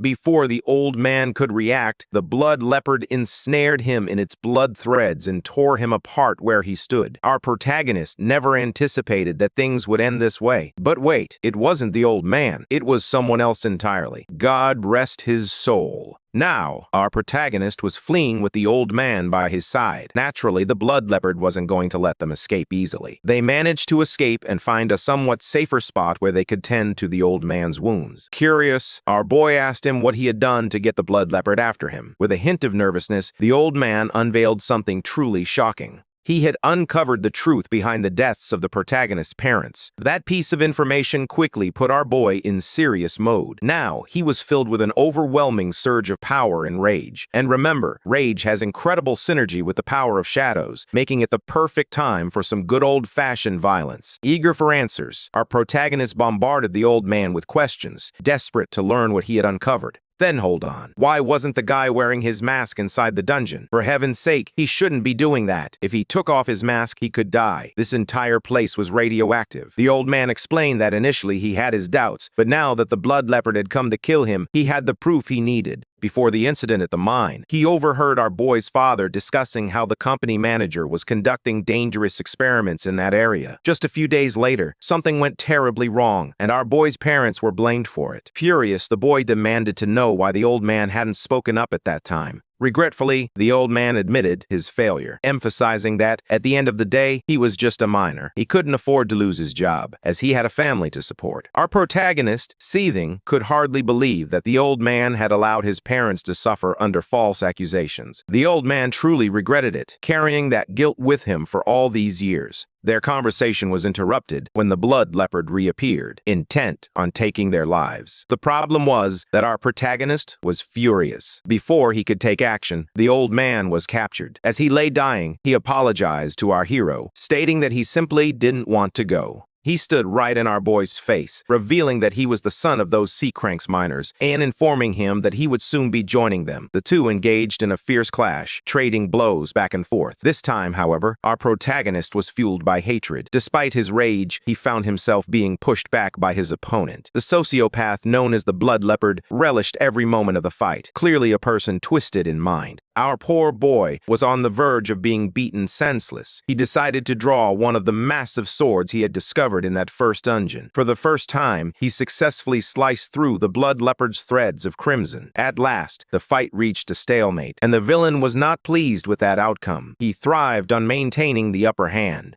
Unfortunately, our protagonist was nearing his limit, with little strength remaining to swing that enormous sword. The blood leopard recognized that his last attack had been nothing more than a bluff. Immediately it struck, binding him once more with blood threads. Now completely tied up and captured, there was nothing our hero could do. However, his silence unnerved the blood leopard. It seemed as though the boy was scheming something. If that was the case, the villain was genuinely excited. He relished seeing that kind of fire in his victim's eyes. He chose to reveal a small secret to him. He informed him that his parents had died in an accidental cave-in at the mine. It was he, the blood leopard, who had killed them in cold blood. That revelation fueled the hatred already smoldering within our boy. The villain claimed it was the same look his father had worn in his final moments after witnessing his wife's death. Then the villain began to describe in detail how he had slaughtered our protagonist's parents, and it was utterly vile. But then the villain noticed something. The blood threads he had summoned were completely burning away. A massive surge of power erupted from our protagonist's body as his fury reached its peak. He walked deliberately, each heavy step bringing him closer to his enemy. Behind him, a dark, shadowy entity manifested, looming ominously. Fueled by sheer rage, our protagonist vowed to end this bastard's life. It was only then that the blood leopard realized our protagonist could harness his powers through hatred itself. The emotion was so powerful that his strength was being completely recalibrated, elevating him to the next stage of the Tiz. Blood Leopard had no idea how the boy's injuries had healed, but it didn't frighten him. He enjoyed it when his prey offered a bit of entertainment before their demise. However, our protagonist no longer felt like the prey in this situation. Quite the opposite. In the shadow dimension, he had become the hunter. In the blink of an eye, he materialized behind the villain. The blood leopard was baffled by how his victim had gained such strength so suddenly, and it infuriated him. He attempted to strike at our boy, but his speed was far too slow to keep up. This time, our protagonist launched several shadow daggers at the villain. The blood leopard successfully blocked them all.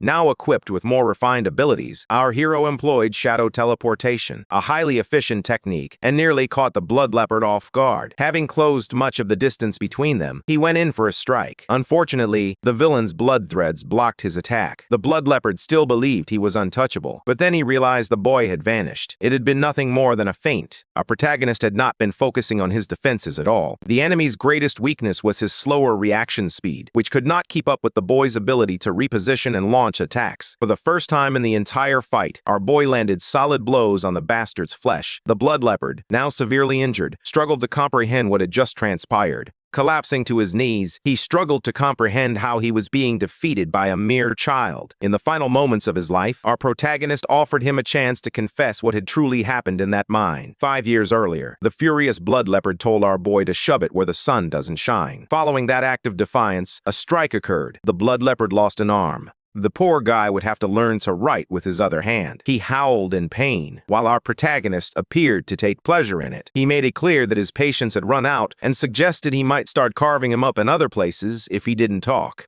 Defeated, the blood leopard acknowledged that it made no difference whether he told the truth or not. The blame rested with the company's higher-ups and the boy's father, who had uncovered something he shouldn't have. Thanks to that confession, our protagonist finally had a name, Choi. It was just another generic Chinese-sounding name that he might not even remember later. Perhaps it belonged to the president or a pompous manager, but most likely, it was the company's president. After revealing that information, the blood leopard warned that the boy would now have to fight the entire company, and it was clear he didn't yet possess the strength to do so. He sought a bargain, pleading for mercy, but it was too late. His head was already gone. Our boy was determined not to forgive anyone involved in what happened to his parents. Back in the real world, the rain poured down. Our protagonist arrived at the company headquarters where his parents once worked. There, he recognized the name that the blood leopard had given him. It belonged to a man with a mustache who appeared to be quite influential in that setting. The shadow entity that accompanied our boy recognized that he had already reached C-Cranks, but cautioned him not to throw his life away. After all, there was an A-rank awakened nearby, and our protagonist could definitely sense it as well. Additionally, the company's founder was an A-rank awakened and was present in the car.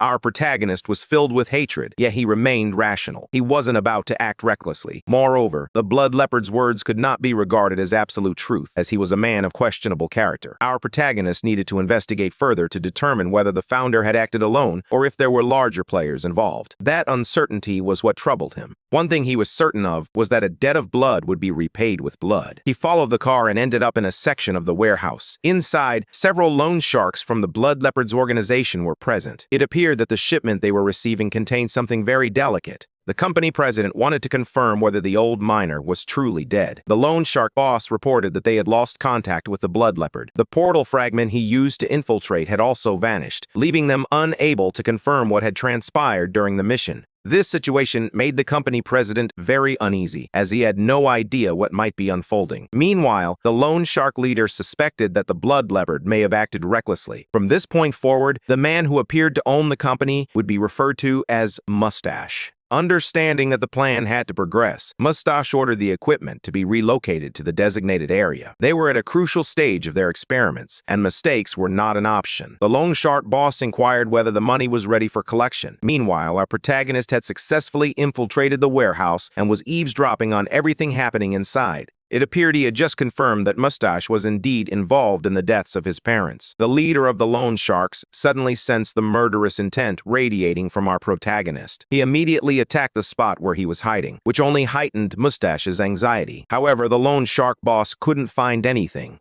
He began to wonder if it had all been his imagination, but he was certain he had sensed a chilling, murderous intent. Our boy had just managed to conceal himself within the shadows, and he breathed a sigh of relief, having narrowly avoided discovery. The following day, life continued as usual. Our protagonist arrived at the company's headquarters, where the shadow entity questioned whether he should truly be there instead of seeking out missions to undertake. He went there to locate the third fragment and to determine the value of the weapon he had taken from the shadow dungeon. Hold on a moment. This building was actually owned by the Cosplay family. Inside the reception hall, a secretary welcomed him. Our boy asked to see Cosplay. She inquired if he had an appointment, and it appeared that a couple was standing just behind him. For no apparent reason, the girl chose to humiliate our protagonist, calling him a very bold miner for daring to ask to see Miss Cosplay. It seemed they only said that to boost their own egos while humiliating someone else. Our boy was furious and demanded to know if this was truly how they treated guests here. Then the man with her, who was just as obnoxious, declared that our boy was nothing but a dog, not a guest. Ultimately, our protagonist came to the conclusion that everyone in that family was insufferably arrogant, and there was no reason to continue trying to stay in touch with Miss Cosplay. He informed them that he was leaving because he was unhappy with the way he was being treated. Seeing how defiant the boy was, the arrogant man ordered his bodyguards to cripple him, but our protagonist instantly used Shadow Step. Not only did he take down the bodyguards, he seized the arrogant man by the neck. The entire scene shifted in an instant. Now, the girl was filled with terror. She lamented that if our boy laid a finger on him, he would be hunted for the rest of his life. Our boy tossed the fool's body at the conceited woman, hoping they would both learn a lesson. He made it clear that he was sparing their lives solely because he was an acquaintance of Miss Cosplay. But here's the funny thing. People love humiliating others, yet the moment they experience humiliation themselves, they suddenly become proud and self-righteous.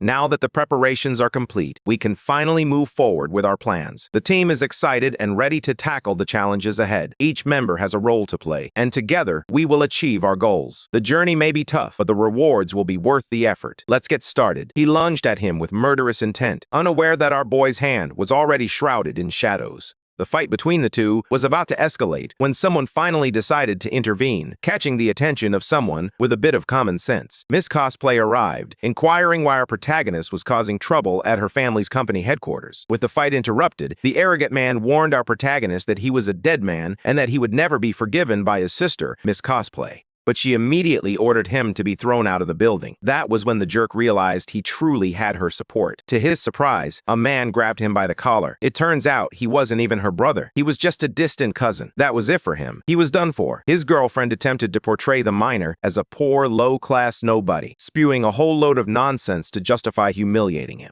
However, Miss Cosplay made it clear that our protagonist was her friend. She also ordered that all the guards who had complied with the arrogant jerk be fired and blacklisted from ever working for the company again. Those guys? No, they brought it on themselves. Now they found themselves being discarded like trash. Miss Cosplay was furious that her family name had been used by such conceited fools. She warned them that if it happened again, it would not be forgiven. With the situation resolved, she approached our protagonist. She hadn't anticipated that he would find her so quickly and suggested they find a private place to talk. She apologized for what he had just witnessed, as the entire scene had been quite embarrassing. While they were walking, an employee from the company informed her that the president wanted to meet with her. Miss Cosplay apologized to our boy, asking him to wait just a few minutes and promising she would be right back. She appeared anxious about the meeting, but the employee stated that the president hadn't mentioned anything specific, only that she should come immediately. As our protagonist waited alone in that room, someone entered, radiating an overwhelming amount of power. An old man sought to discover exactly what our protagonist was. From the looks of it, this man must be the company president and, allegedly, Miss Cosplay's father. Using his ability, our protagonist discerned that this man was an A-rank awakened with 2 skills.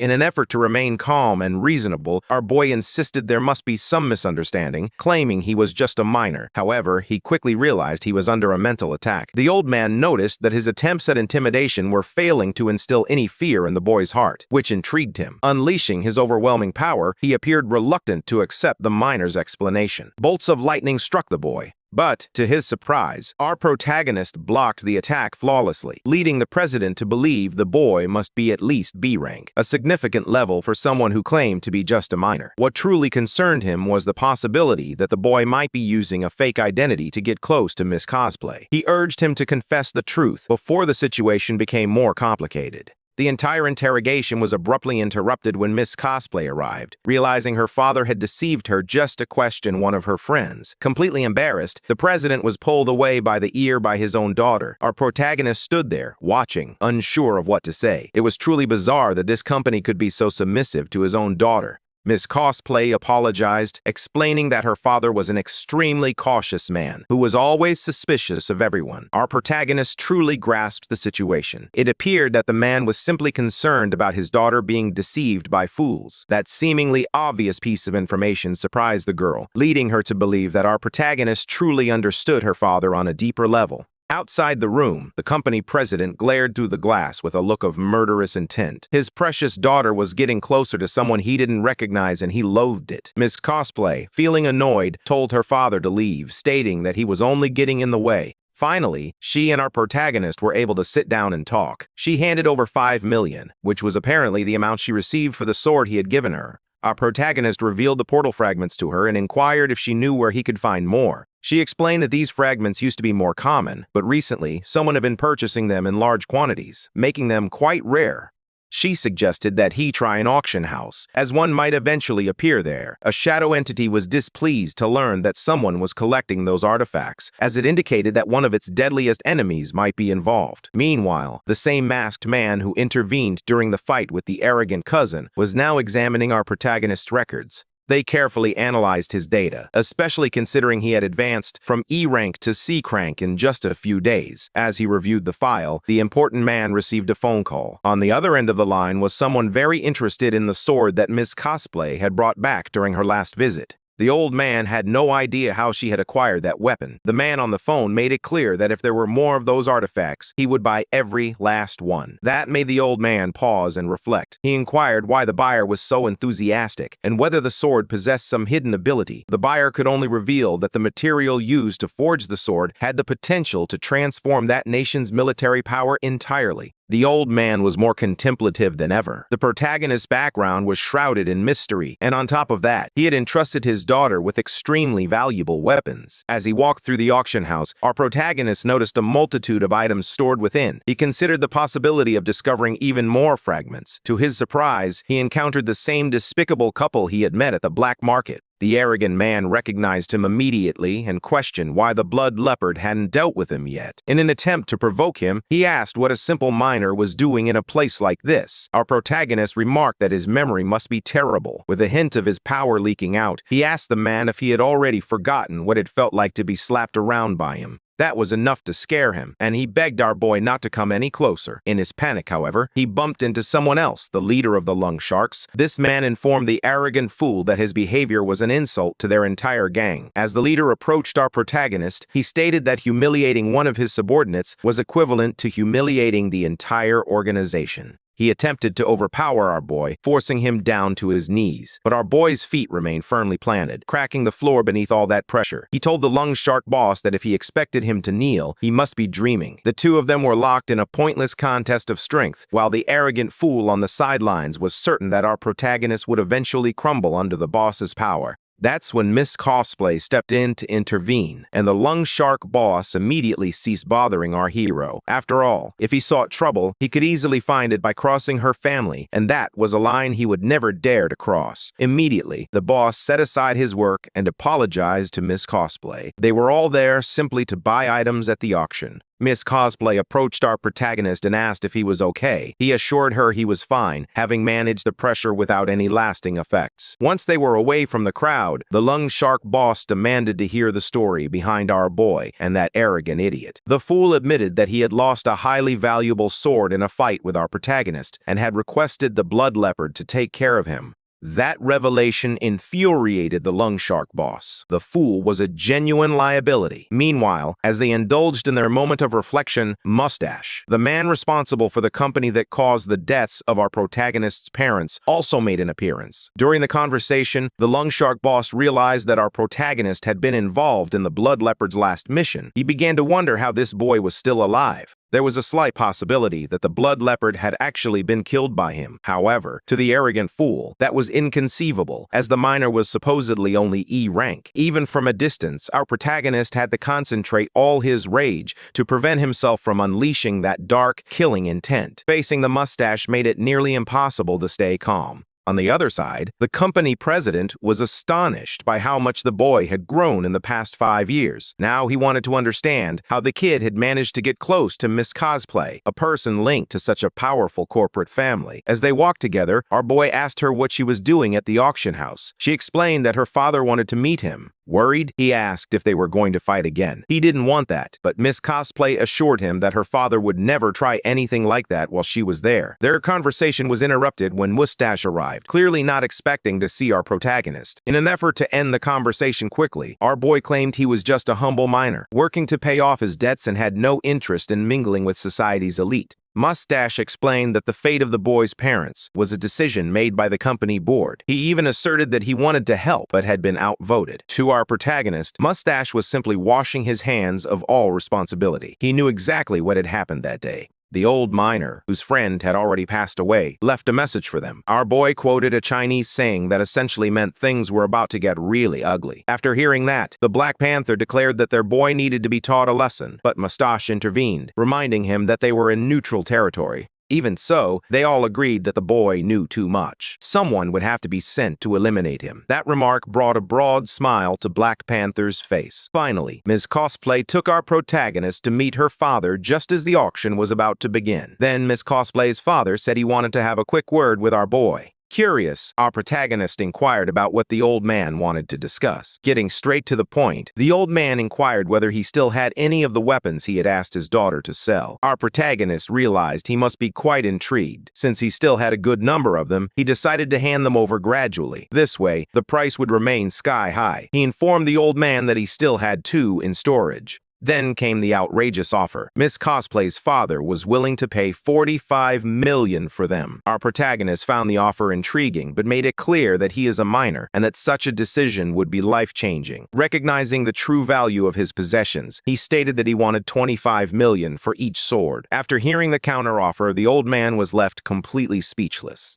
He was beginning to think that our boy was becoming a bit too bold with his aggressive bargaining. Before things could escalate, Miss Cosplay managed to rein her father in once more, and he reluctantly agreed to the protagonist's terms. After spending a significant amount of money, Miss Cosplay informed our protagonist that the item he desired would be up for auction any moment now. The small artifact had already reached 6.5 million. It continued to climb, reaching 15 million in just seconds. Our protagonist has come to the realization that the fragments he has been searching for are indeed in this auction house, and now he has 70 million to spend. To everyone's shock, he immediately placed a bid of 30 million, signaling that he wasn't backing down. Nearby, Mustache and Black Panther were puzzled about why he was acting this way. To test him, Mustache placed a bid of 50 million, eager to discover just how much money our protagonist truly possessed. Determined to risk everything he had just earned, our protagonist raised the stakes to 60 million. Right behind him, Miss Cosplay's father remarked that the fragment wasn't worth nearly that much, advising him to stop making ridiculous bids or risk wasting all the money he had just received. Miss Cosplay agreed, understanding that Mustache was deliberately inflating the price. However, our protagonist wasn't certain if Mustache truly wanted the item or was simply toying with him. He chose to dig in and resist. Standing next to Miss Cosplay, he asked who truly had the deeper pockets, her family's company or looks. Our boy knows exactly how to stir things up. After hearing that, the old man proudly asserted that his company was far wealthier than Mustache. Meanwhile, the bid for the fragment our protagonist desired had already soared to 70 million. He then presented the old man with a few more swords.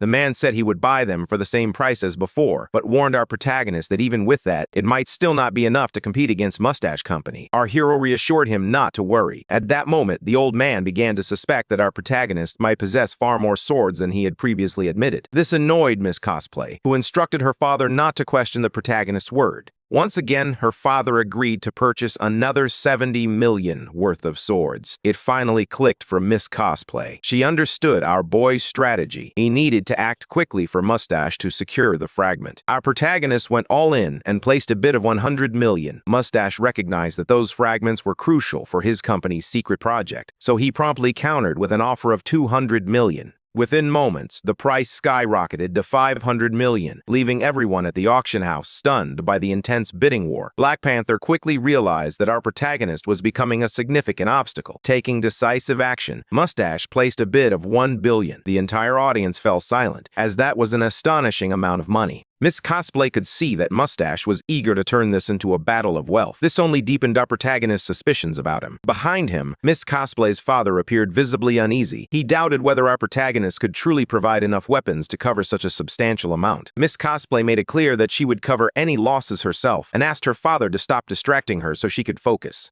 Then our protagonist raised the bid to 2 billion, dramatically skyrocketing the fragment's value. On the other side, Mustache was furious. He had never intended to spend that much money on a single fragment. Even Black Panther was taken aback, unsure how our protagonist could possibly possess that kind of capital. Mustache believed there was only one possible source for that money, Miss Cosplay's family company, which only fueled his anger further. Since no one else placed a higher bid, the auctioneer's gavel came down decisively. Our protagonist won the fragment at a significantly inflated price. For him, it was still a victory. Ms. Cosplay, who enjoys watching arrogant people face humiliation, celebrated his victory with genuine excitement. Immediately afterward, her father reminded everyone of the most important detail. Someone actually had to pay the 2 billion. At that rate, our protagonist would need to deliver 70 swords to settle the debt, and the old man was beginning to doubt whether he could truly produce them. Our protagonist calmly explained that rare items hold immense value, and a deal of this magnitude cannot be assessed in the same manner. Then he snapped his fingers. He revealed 100 swords at once, asking if the debt was now considered settled. This left everyone stunned.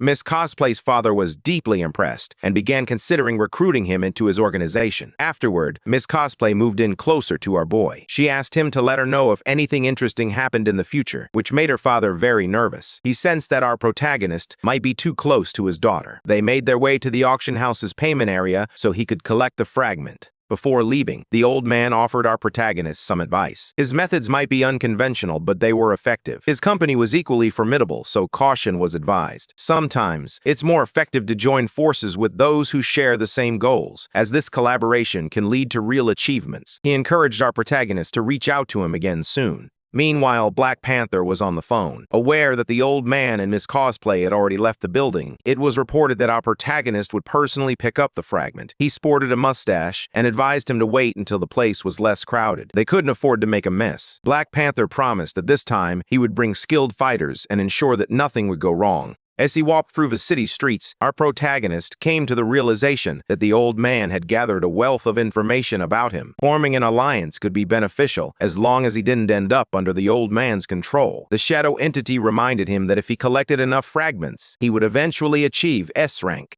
However, it appeared that our protagonist wasn't entirely convinced. Nevertheless, he assured the entity that he was doing everything possible to become stronger. Since the entity could read his thoughts, it understood that he still doubted that narrative and believed an S rank was far out of reach. As they spoke, something caught his attention. His apartment building was engulfed in flames. People fled in panic as the blaze spread, creating a dangerously chaotic situation. Amid the chaos, our boy's phone began to ring. When he answered the phone, our boy learned that the Black Panther was already making strategic moves against him. The recommendation was for him to hide for now, as they couldn't guarantee his safety. However, our protagonist was already surrounded by the Black Panther's henchmen. Among them was the same fool who had attempted to pick a fight with him back at the black market. Fueled by anger, our protagonist glared at the thugs, ready to unleash chaos right in the heart of the city. But those lowlifes were still convinced they would easily win this fight. With complete confidence, our protagonist declared that even the Blood Leopard had been unable to achieve what they were attempting now. That line unsettled them, leaving them to wonder if he was hiding a secret weapon. They refocused on their task at hand. The first attacker lunged, trying to catch our protagonist off guard with his blade. However, the only thing he managed to cut was the ground, as our hero had already used his shatters to reposition. Demonstrating his incredible skill, he struck the unsuspecting fool from behind. This shocked the rest of the gang even more. That wasn't supposed to happen, at least not so easily. While the clueless lackey scrambled to figure out how to handle him, the coward attempted to flee. However, within seconds, those goons transformed into a human jigsaw puzzle, giving our protagonist the perfect opportunity to seize the coward. Now it was time for something a bit more entertaining.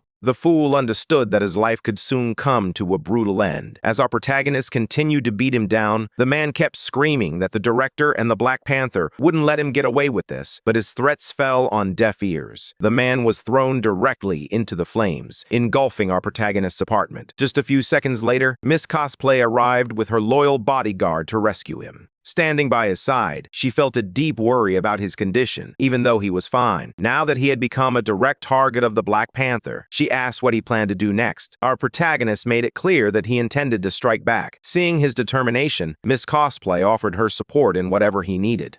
Though he wasn't sure why she was getting so involved, she revealed that she had also been harassed by the Black Panther, who had now gone so far as to target one of her few friends. She emphasized just how rare that was, expressing it in a way that felt almost suspiciously personal. However, our protagonist viewed it as a tremendous opportunity. Despite losing his apartment that night, a new chapter of his life was about to begin. And judging by how things turned out, our boy had just hit the jackpot. He was now staying at Miss Cosplay's apartment. She told him he could stay there until he found a new place of his own. Since the house was usually empty, he could choose any room he liked. Our protagonist made his choice quickly, but Ms. Cosplay promptly declared that particular room off limits. She became quite flustered when he insisted. When he finally stepped inside, he realized the room's decor was quite childish. That's when he understood what was happening and playfully teased her. She felt incredibly embarrassed, as the room's cute style suited her personality perfectly. She didn't want to be perceived that way, especially as the heiress of a massive corporation. To our protagonist, it wasn't a big deal at all. To him, it was simply a normal girl's room. Despite being in Harris, Miss Cosplay was still just a woman at the end of the day. And in fact, she was even cuter when she let her guard down, rather than maintaining her usual cold and distant demeanor around everyone else.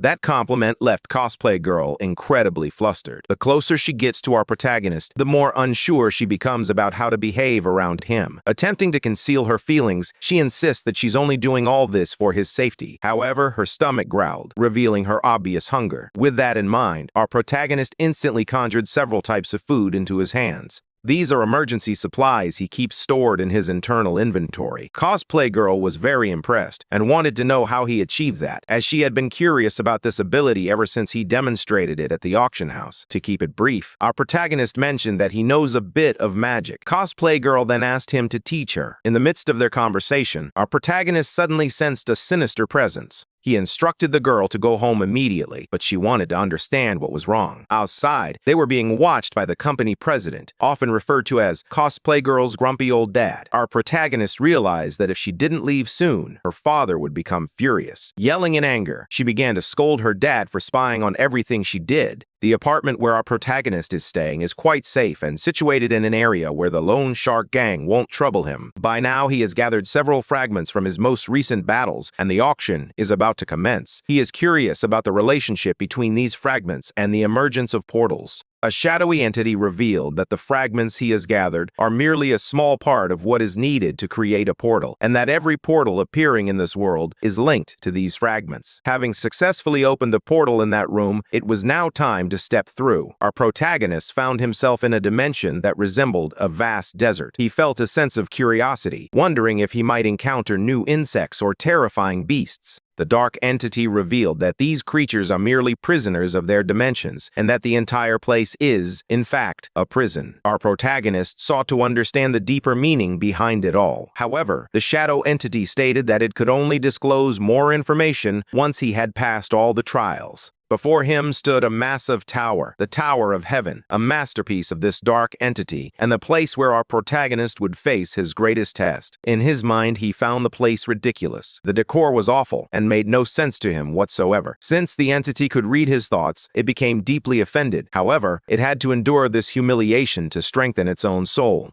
Once inside the tower, our protagonist inquired about what he was actually supposed to do there. The entity informed him that there are 6 floors. For our protagonist, simply clearing the first one would already feel like a significant accomplishment. He learned that the creature guarding the first floor is the Shadow Dragon, a name that sounds terrifying. However, when he saw the creature's shadow, he felt no pressure emanating from it. As he looked closely, he saw the dragon standing directly in front of him. It was so tiny and cute that it was hard to see it as a deadly enemy. Our protagonist couldn't believe he had to fight something so small, but the shadow entity warned him that he was mistaken. He quickly withdrew his hand as the dragon let out a low growl, cautioning him to keep his distance. He sensed something unusual. The creature's energy suddenly surged at an alarming rate. The surge of power was so sudden and overwhelming that it threw our protagonist back across the room. It was only then that he realized this dragon held more secrets than he had ever imagined. This small creature was far more dangerous than it appeared, and it had now grown to several times its original size. With this transformation, its speed and strength had increased dramatically. Our protagonist could hardly believe this sudden surge of power. The shadow entity then remarked, almost mockingly, that the dragon's physical constitution was superior to that of our hero. That comment deeply offended him, but there was no time for an argument. He had to fight. Fortunately, he was able to dodge the first attack. He immediately prepared to launch his shadow daggers at the dragon's back. He threw them with precision, but the creature zipped down the corridor, moving with lightning speed. When the dagger struck, they merely bounced off its thick armor. Realizing that this would not be an easy fight, our protagonist wondered how this dragon could possess such incredible power. The shadow entity warned him that at his current level, he wouldn't even be able to scratch the surface of this creature. This prompted our protagonist to contemplate more drastic measures. The battle continued to escalate. It almost felt as if the dragon had been injected with some sort of suspicious steroid. His body appeared bulkier and more muscular than before. Despite his efforts, none of his attacks proved effective. On the other hand, the shadow entity noticed something significant. Its dragon was hungry, very hungry. It made our protagonist realize that he was essentially a snack. That detail only seemed to excite the dragon further, prompting it to charge at him with the clear intention of devouring him alive. Our protagonist narrowly avoided the attack, his mind racing as he recognized that the dynamics of the fight had changed. When he glanced back, he saw the dragon practically drooling, making the situation even creepier. As he fled from the now enormous creature, he found himself wondering if it was up to date on its vaccinations. The shadow entity explained that after being without energy for so long, the dragon was desperate to replenish its nutrients. With that realization, our protagonist understood that this was no longer a proper duel. It had turned into a test of survival. He couldn't fight recklessly. He needed to protect himself. He devised a plan. Instead of focusing on killing the dragon, he started throwing chunks of food at it. This was his secret technique. The creature's eyes sparkled at the sight of the chicken pieces, and using all its speed and agility, it began to snatch them up. This was exactly what our protagonist wanted. While the dragon was distracted and happily munching away, he unleashed his shadow whips, binding the beast completely. With that, he successfully completed the trial on the first floor. The shadow entity, however, appeared disappointed with the outcome, as its prized dragon proved to be a total glutton. With the first challenge completed, our protagonist sought to understand the purpose behind it all. The shadow entity explained that each portal fragment he had collected was connected to a prison that had been built long ago, and gathering all the crystals was essential to unlocking their true purpose. Upon hearing that even better rewards awaited them, our protagonist felt a surge of excitement about tackling the next floors. The shadow entity had clearly recognized that he had employed a clever trick instead of relying on brute force to achieve victory. Almost eager now, it urged him to head to the second floor immediately, hinting that the guards there would be quite different. Sensing a shift in its tone, our protagonist immediately realized the entity was scheming something. Now they're being transported to the second floor, and our boy braces himself for the worst. The entity advised him to take a moment to observe before acting rashly. Upon their arrival, the entity assured them that there was no real danger present. Trusting those words, our boy opened the door in front of them. As soon as he stepped into the next hall, he was taken aback. He found himself face to face with several terrifying creatures, each one posing a serious threat on its own. What he didn't expect was that all of these monstrosities served the shadow entity. All of the monsters began to move toward him, eager to taste his flesh. The giant winged serpent nearly delivered a fatal blow, but he managed to dodge just in time and is now filled with worry. After entering the hall, the exit wasn't sealed, so he at least had a way out. The serpent shouted to the others to kill the intruder. Every single one of them charged at him with full force. Thanks to his shadow reinforcement, he was able to buy himself some time. With every ounce of determination, he sprinted toward the exit, skillfully dodging the creatures in his path. To be honest, the illustrator here didn't put in much effort. Every monster that appeared had already been introduced earlier in the story, except for the winged serpent. Using his incredible agility, our hero made a break for it, barely managing to get away. He slammed the door shut behind him. After careful consideration, he accused the shadow entity of lying about those creatures being its servants. But the truth was that the entity never actually lied. The issue was simply that our boy was still too weak. The entity also craves entertainment from time to time, and it confessed to enjoying the sight of him running away like a frightened child. While they were talking, a nearby presence of a category, a life form, was detected. Outside, Miss Cosplay's father arrived to meet our protagonist. Once they gathered in the room, the old man revealed that the Loan Shark gang had become a significant problem. Our boy admitted that he has been targeted by them and that everything he is doing right now is for his own defense. However, he has decided it's time to strike first. The old man explained that the Lone Shark Gang has been causing trouble in his territory. However, he hasn't taken action yet because he wants to understand their true motive. He wants to avoid disrupting the fragile balance among the major powers in the city, as doing so could jeopardize the economy. Even though he despises the work of the Lone Sharks, he cannot take action unless they commit a truly egregious act. If he acts too soon, he could trigger a massive power struggle and someone will inevitably lose. Our protagonist understood that the old man preferred not to involve his family directly in the conflict, which is exactly what he wants. Still, the old man realizes that something must be done and suggests that our boy, along with Miss Cosplay, form a new organization to facilitate an open war. He even promised to provide funding and manpower to ensure it was done correctly, preventing interference from other powerful families. The old man guaranteed that he would protect them. Our protagonist was impressed by his skill in weaving strategies. The old man made it clear that if it weren't for his daughter's insistence, he wouldn't be involved in any of this. Nava wants to uncover what kind of spell our protagonist has cast on his beloved daughter. Our boy can't stand sitting through the old man's overly dramatic monologues, sensing that her father was about to share even more of his feelings. Ms. Cosplay promptly kicked him out of the room. Now that he was outside, she was curious about what the protagonist planned to do next. Since he is still an awakened,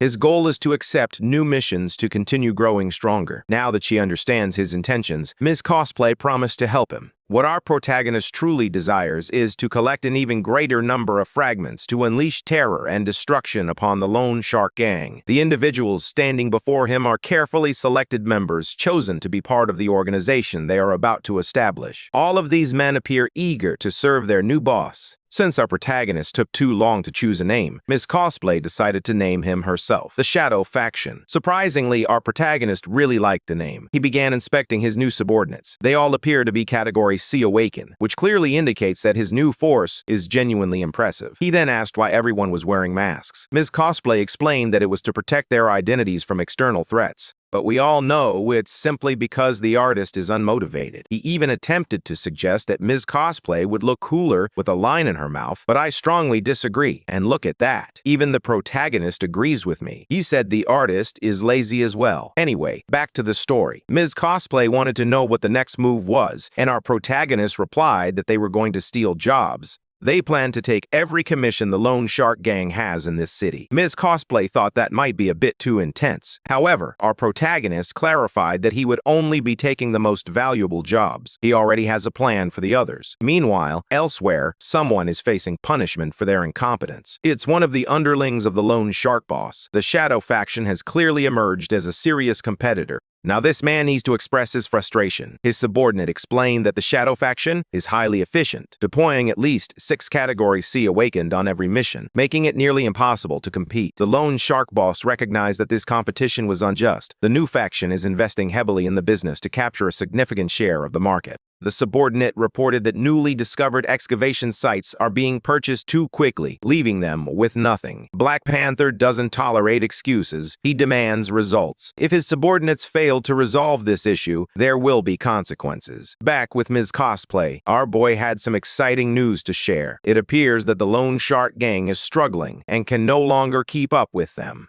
Our protagonist made a clever strategic move that compelled them to start impulsively buying portals, as they couldn't afford to lose all their profits. There's an unwritten rule among them. Those who work directly in extraction often stash away valuable items to sell for extra cash. They exploit this opportunity by smuggling the items out in their gear. In the past, Black Panther's gang employed mercenaries and spies to identify potential targets for robbery. Since everything occurs in the shadows, no one reports it to the authorities. If the Lone Shark Gang loses this method of exploiting the trade, they will be in serious trouble. After hearing all of this, Ms. Cosplay remained quite confused. Her innocence leaves her unfamiliar with the realities of how crime actually works. However, our protagonist understands the truth. All the dimensions he had visited recently proved to be useless, so he opened a portal right in front of her. He had already marked all the intriguing portals for future exploration, and now he could move between them whenever he wished. All he needs to do is keep an eye on the ones purchased by the Lone Shark Gangs. Eventually, the girl recognizes that our protagonist's plan is brilliant. He made it clear that he has no interest in sharing his ability with too many people, so she must carefully choose who can be at his disposal. Feeling excited, Ms. Cosplay expressed her desire to join our boy because she loves this kind of justice. After all, she's a spoiled rich girl, and social justice is largely what motivates girls from her social circle. Our protagonist, once a man of humble means, offered her a mocking little smile. He plans to leverage her determination so they can unite to defeat their enemies. Unfortunately, we have now reached the last published chapter of this story, at least as of the writing of this script. A small truck is navigating through the mine. Inside, corrupt workers are eager to smuggle the items they have collected. Suddenly, their path is blocked by a rock that appears out of nowhere. The unfortunate driver was completely unaware what was unfolding. When he finally realized the road was blocked, he panicked. Clearly, he has never heard of defensive driving. In an instant, the entire path was sealed off, with large chunks of rock looming overhead, threatening to crush the truck. The workers are in a state of panic, fully aware that their lives hold more value than the cargo they are transporting. Due to this sudden intervention, the trucks crash into a wall. The men jumped out, anxious about the valuable cargo they were transporting. A mercenary with a terrible haircut appeared, informing them that the cargo was still intact. However, these unfortunate background characters are about to meet their doom, as this mercenary is poised to launch an attack. The helpless workers begin to run, fully aware that they stand no chance against a fighter of this caliber. This violent man is determined to unleash cruelty upon them. Our protagonist, having observed everything, decided to toy with this guy a little. Using Shattered Step, he instantly materialized behind him. The mercenary, now completely enraged, had no idea where this person had come from, but he was determined to make him pay for interrupting his fun. Our protagonist charged at the thief, unable to tolerate anyone who steals from others. The mercenary quickly realized that his opponent was incredibly fast, and he would need to defend himself or risk losing his teeth. Our protagonist is incredibly fast, and Tessonly the Usain Bolt of beatdowns. He grabbed the villain's face and smashed it directly into a massive rock wall. Demonstrating his physical superiority, he asked the man who he was. In an attempt to intimidate him, the man claimed to be connected to powerful individuals. That's when our protagonist revealed that he had already captured the mercenaries' allies, who were classified as Category D. Seeing this, the mercenary was filled with rage. Ms. Cosplay, growing increasingly impatient, asked if they were simply going to kill all these men now. However, our protagonist believes that killing ends things too quickly. He prefers to enjoy himself a bit first and has a much better idea in mind. Channeling dark energy into his hand, he gripped the mercenary's skull tightly. It was time for a little interrogation. This guy was going to talk about the Black Panther, otherwise he would be in serious trouble. He was also instructed to inform his boss that the Shadow faction was responsible for the attack. Meanwhile, at the hospital, Black Panther discovered his subordinates utterly defeated and in disarray. He couldn't believe that this rival faction had become so powerful in such a short time.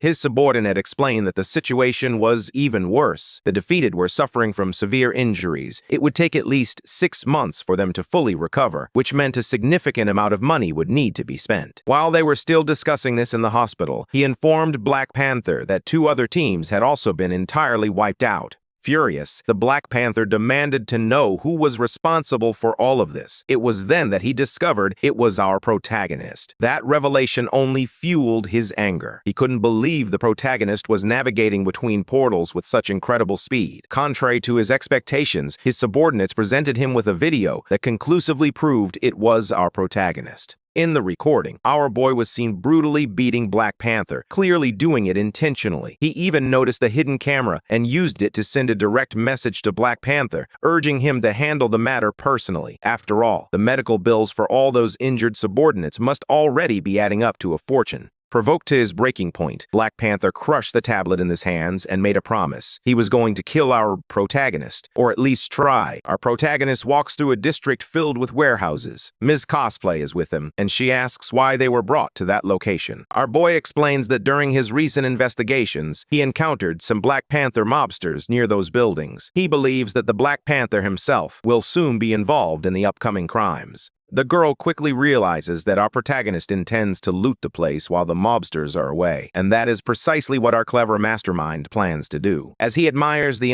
area, he notices that his phone is ringing. He learns that the Black Panther has just departed for the portal to Dimension Number 3, which is great news because now he'll have plenty of time. As expected, the Black Panther will be absent for a long time. However, our hero, being cautious, plans to irritate that jerk just enough to buy his friend the time she needs to loot everything. Upon hearing the plan, she feels scared because she knows the Black Panther is ranked B and their friend might need assistance. However, he makes it clear that help won't be necessary. He has no intention of engaging in a direct confrontation. Even if things become dangerous, he can simply open a portal and escape. With that in mind, the girl wishes him well. In that other dimension, the Black Panther believes today is his lucky day, as the loot there is incredibly valuable. One of his lackeys expresses admiration for the Black Panther's presence, noting that as soon as he arrived, our protagonist became terrified and refrained from interfering with anything. To that mobster, reminders are nothing but trash, and even with assistance from C-rank individuals, they wouldn't be able to accomplish anything. However, after making that statement, he suddenly senses a malicious presence. The Black Panther quickly turns around, eager to see who has arrived. One of his subordinates, and our boy is impressed by the heightened senses of someone at B rank.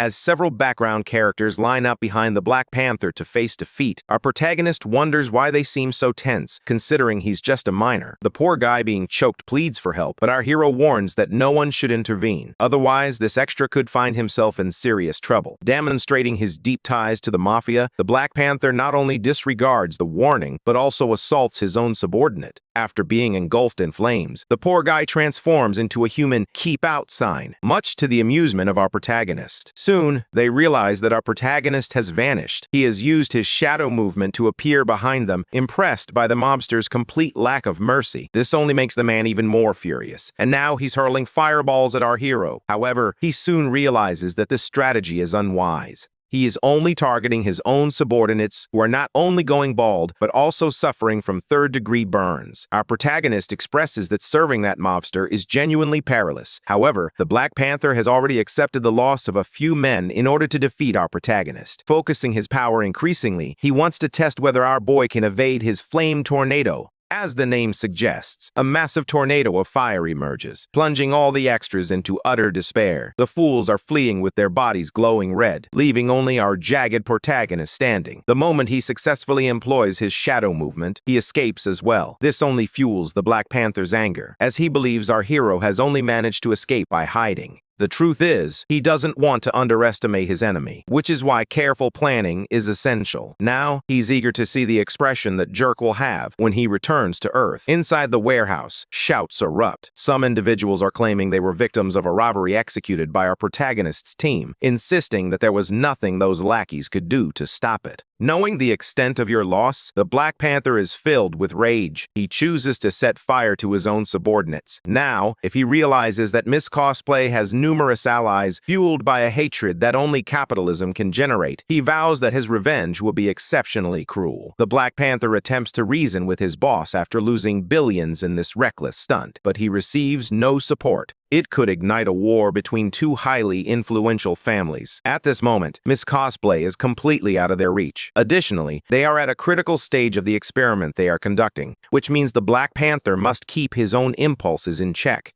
He expresses his frustration with the situation, declaring that he can't stand it any longer. He reveals his willingness to kill our protagonist and his girlfriend, after which he plans to leave the city himself. However, he soon realizes that he has been far too insolent toward his boss. That mustachioed old man has made pacts with every kind of evil entity. He's prepared to silence the Black Panther for good, ensuring he ends up pushing up daisies from the wrong side of the dirt. The Black Panther is forced to kneel after accidentally tearing part of his underwear. The old man reassures him not to worry about such a small amount of money, promising that once their experiment succeeds, he will help him get his revenge. As the boss walks away, Black Panther reflects that he has never felt this humiliated in his entire life. Navi is determined to handle this task personally. Our protagonist must pay for his actions. Inside her family's car, Miss Cosplay tells one of the extras that the protagonist is exceptionally intelligent. Not being paid to listen to this kind of thing, the poor guy asks the driver to hurry, as the young lady beside him is clearly missing her boyfriend. She feels embarrassed right away, as she never admitted to missing him. However, the bodyguard has reached his limit. He overheard her straight toward them. The poor guy tries to react quickly to prevent anything worse from happening to the person who pays his salary. Using all his supreme skills, he manages to pull both of them out of the car through the window, narrowly avoiding the most severe part of the collision. However, the force of the impact causes flammable material inside the truck to begin leaking, and before long, a fire breaks out. They watch in shock as they take in the destruction caused by the truck. It is then that Miss Cosplay senses the presence of someone truly despicable. The Black Panther has arrived, accompanied by his followers. Her bodyguard quickly instructs everyone to ensure the young lady's safety. Filled with the confidence of someone raised in a protective social bubble, Cosplay asserts that the Black Panther is ignoring reality. With so few lackeys, he won't be able to accomplish anything. As soon as she says that, she begins to feel something unusual. Now she has a pounding headache, and her bodyguard senses that something is seriously wrong with this water. The Black Panther's menacing glare reveals that he orchestrated everything unfolding in this moment. Falling from the sky is an ordinary liquid, but it's actually spider venom, potent enough to incapacitate even an A-class individual within hours. The bodyguard urges the young lady to run. The Black Panther is poised to attack. Grabbing the unfortunate extra by the neck, he realizes just how loyal this man truly is. Now he's about to turn him into a flaming popsicle. The spoiled girl watches everything unfold, feeling completely powerless. Meanwhile, our protagonist is living peacefully as he sharpens his techniques during a training session. He is preparing to master the Shadow's step, navigating through all those obstacles, like leaving only a few slashes behind. Our boy successfully slices through those wooden objects completely. The entity living in his heart is thrilled, recognizing that our protagonist has grown stronger, but he is already aware that he is at least C rank. That's when he realizes his friend is trying to reach him. His shadow entity makes it clear that while our boy may be C rank, he is much stronger than the average. After checking his phone, our protagonist tosses his knife to the ground. He realizes that his dear friend is with someone truly despicable. Unfortunately, the spoiled girl has just been captured. Filled with rage toward the Black Panther, our protagonist questions whether he truly understands the gravity of his actions, as it is clear that he does not grasp the consequences. In an attempt to intimidate him, the mobster declares that he can do whatever he wants with that girl. Now, he's presenting two options. The first is to pay a small sum of $10 billion, and the second is to watch live as he carries out his plans for that spoiled girl. Our protagonist agrees to hand over the money and asks where he should deliver it. The Black Panther instructs him to meet at the warehouse that was robbed, determined, but our protagonist must come alone. Given his current strength, the shadow entity strongly advises against his death, as that would pose significant problems. However, our protagonist refuses to abandon his companions. This goes against his principles, and besides, he doesn't know who might actually die today. Following the mobster's rules, our protagonist heads out to meet him. The Black Panther wants to find out where the money is. However, our protagonist wants to see his ally first. Willing to cooperate, the Black Panther commands them to bring the spoiled girl. This immediately worries our protagonist. As a crane begins to move, the poor girl hangs there helplessly, unable to speak because she's been guided. Relieved to find that she is still alive, our protagonist opens his storage space. This revealed a significant sum of money demanded by the mobster. His lackeys verify its authenticity and are thrilled to confirm that it is indeed real. With the exchange complete, the mobster must now release the girl. Now that he has received his payment, he has decided to stop cooperating. Our protagonist cannot be allowed to leave alive. Knowing he would be betrayed in this deal, our protagonist unveils a surprise. He activates a device, and the entire pile of money begins to glow, exploding right in front of those fools. A cloud of smoke rises, leaving the Black Panther unaware of our protagonist's location. However, he quickly realizes where our hero is when he is nearly struck by his own blade. After evading the attack, the Black Panther attempts to use his flames in battle. Our protagonist is taken aback by his own foolishness. He has just created fire and filled the air with heavy pollution, resulting in yet another uncontrolled explosion. This time, the flames are much larger, nearly reaching the spoiled girl's body. She observes everything closely, anxious about her son. Before she can fully comprehend what has happened, someone manages to cut the rope that binds her. She believes she is about to crash to the ground, but when she opens her eyes, she realizes she is safe, cradled in the arms of our protagonist as he rides a dragon. As the two of them prepare to leave through a dimensional portal, the Black Panther is left absolutely furious. He believes that once he captures our boy, everything will be his. However, half of his lackeys were injured in the process. Despite this, he calls the remaining half to follow him into the unknown portal. After passing through the gate, the crowd of fools attempts to chase our protagonist.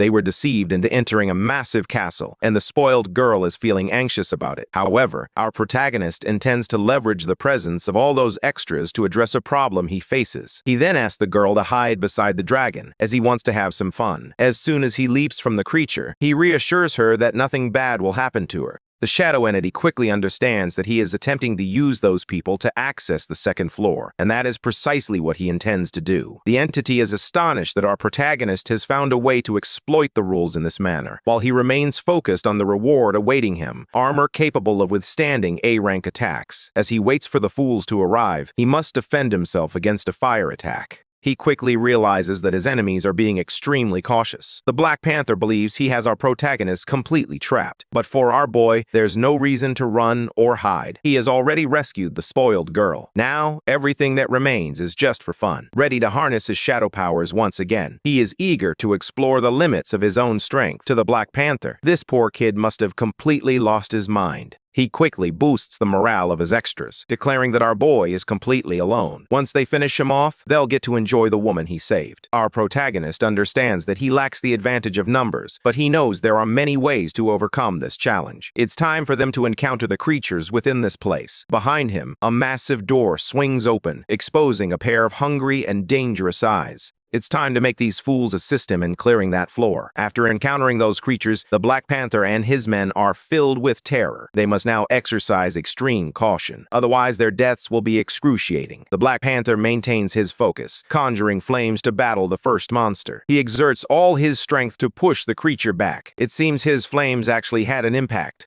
The one truly enjoying this entire fight is our young protagonist, who observes his enemies doing everything they can to survive. Now, he manipulates his shadows. He formed a massive warhammer in his hands, ready to draw the creature's attention toward his enemy. He hits the fireball with all his strength. At the moment of impact, he realizes just how powerful that force is. He knows he must be careful. Meanwhile, the others must continue to fight for their lives. After delivering a powerful strike, our hero takes a moment to catch his breath. The Black Panther realizes that the kid won't be able to block many more of his attacks, which he finds intriguing. However, our protagonist only intended to block the first one, suggesting that his enemies should pay attention to their surroundings. At that moment, the Black Panther realizes he is completely surrounded by menacing creatures. This only fuels his fury even more. With the monsters fully entertained, our protagonist is now free to continue his journey. That's when the villain realizes he has been completely outsmarted by our hero. His rage intensifies, and now he is engulfed in flames, poised to destroy everything in his path. He launches a massive attack against the monster standing before him. However, he quickly realizes that he will have to repeat that many more times. He vows to take down our protagonist, no matter the cost. At last, our boy makes his way deeper into the castle, questioning whether the shadow entity is telling the truth. An armor capable of resisting A-rank attacks sounds too good to be true. The entity claims it has no reason to lie. Suddenly, something appears in his path. Standing before them is the boulder from that floor, which appears to have been defeated by time itself. The entity requests that our protagonist give it a proper funeral once everything is over, expressing its gratitude after the boy agrees. As it observes the figure, the entity remains silent for a few moments. It then urges him to keep moving forward, as the armor is just ahead. Once more, our protagonist notices something. The armor they have been searching for is floating in the air, the shadow armor that the entity mentioned.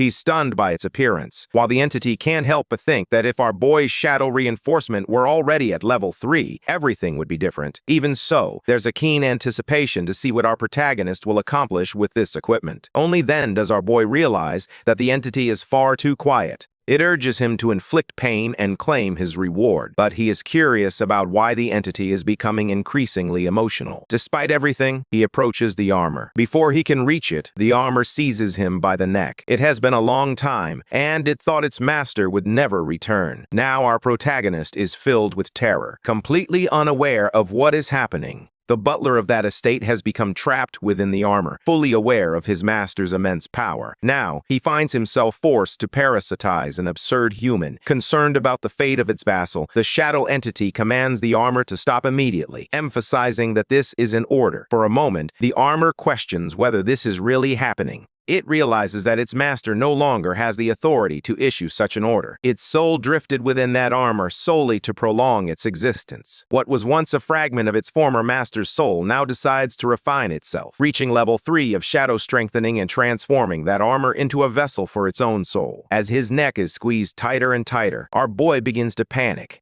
Now that they are communicating telepathically, our protagonist asks if he would be able to win by surrendering control of his body to the entity. The entity is taken aback, realizing that our boy isn't afraid of losing control entirely. He says the situation is far too dire for jokes, and that now is not the time. It appears that this is indeed the case. Now, the two of them are operating as if they were one. Our protagonist's eyes gleam with intensity. It's time to show this armor who's really in charge. However, the artifact understands that in its current state, the power of its former master is merely at a rank insufficient to be truly intimidating. He insists that it's more than enough to take down this unruly vassal. The armor is stunned to discover that he truly controls the domain of shadows. Next, they utilize the domain of shadows to counter the armor. However, the armor believes it's merely a bluff, as it was never taught to recognize the signs. Admit it, sometimes it needs to restrain itself. Despite this, the armor believes it can prevail and charges ahead, convinced that the body they are using is more than enough to secure a victory.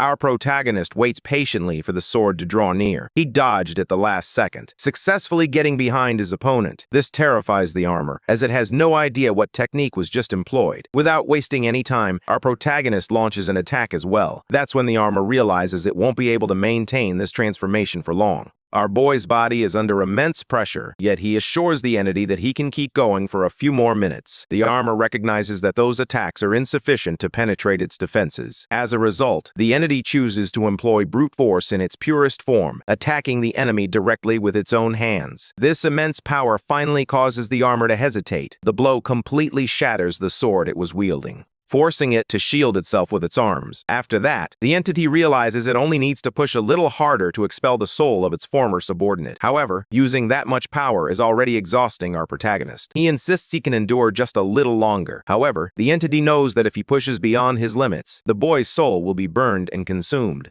Because of that brief hesitation, the soul bound to the armor manages to return to its rightful place. Regaining its power, the armor mocks its former master, taunting him for becoming pathetic. These insults infuriate the entity even further. Now it must defend against a brutal attack. The former vassal is prepared to conclude the battle immediately. As the fight intensifies, the entity seizes full control and even manifests its mask. It appears before its former servant, who now thinks he has the upper hand. He channels his energy to ensnare our boy. The entity must admit it never anticipated facing difficulties with a former subordinate. Growing more confident, the former lackey believes he will fully reclaim his life this time. My God, it has only now become clear. The dark entity and our protagonist have separated. It must be some kind of wild strategy, because now our boy is completely alone. In light of the situation, the dark entity offers him genuine advice. It urges him to run. However, our protagonist chooses to completely disregard the danger and charges at the armor, which shows no sign of feeling threatened by him at all. While one fears having his soul consumed by that armor, our protagonist is merely an ant trying to achieve the impossible. As a result, he is brutally beaten. Our boy is coughing up a significant amount of blood. The dark entity reminds him that he is only C rank and that it's time to escape before the situation worsens. Now, our protagonist shares a deeply intimate moment as he opens his heart. He reveals that he has felt like a slave from the very beginning, forced by the entity to battle in other dimensions and gain experience, forced to obey all of that entity's commands. Now that they are separated, the decision to flee or stay is entirely his. With courage burning inside him, our hero charges in once more. As he strikes his enemy, he realizes that he no longer relies solely on shadow energy to fight. Now, he can actively contribute to taking down this traitor. The armor is simply waiting to see how long our boy's body can endure, viewing him as nothing more than a fool, pushing beyond his limits. Our protagonist declares that it's up to him to determine what happens next. This time, he charges forward with unwavering determination. It is only then that he realizes his body is falling apart. Even worse, it seems as if he's becoming one with the shadows, being consumed by them. Watching closely, the treacherous subordinate is convinced that our protagonist is utterly foolish. For an old master, he certainly chose someone exceptionally foolish. Even the shadow entity is fading now, urging our boy not to push himself any further.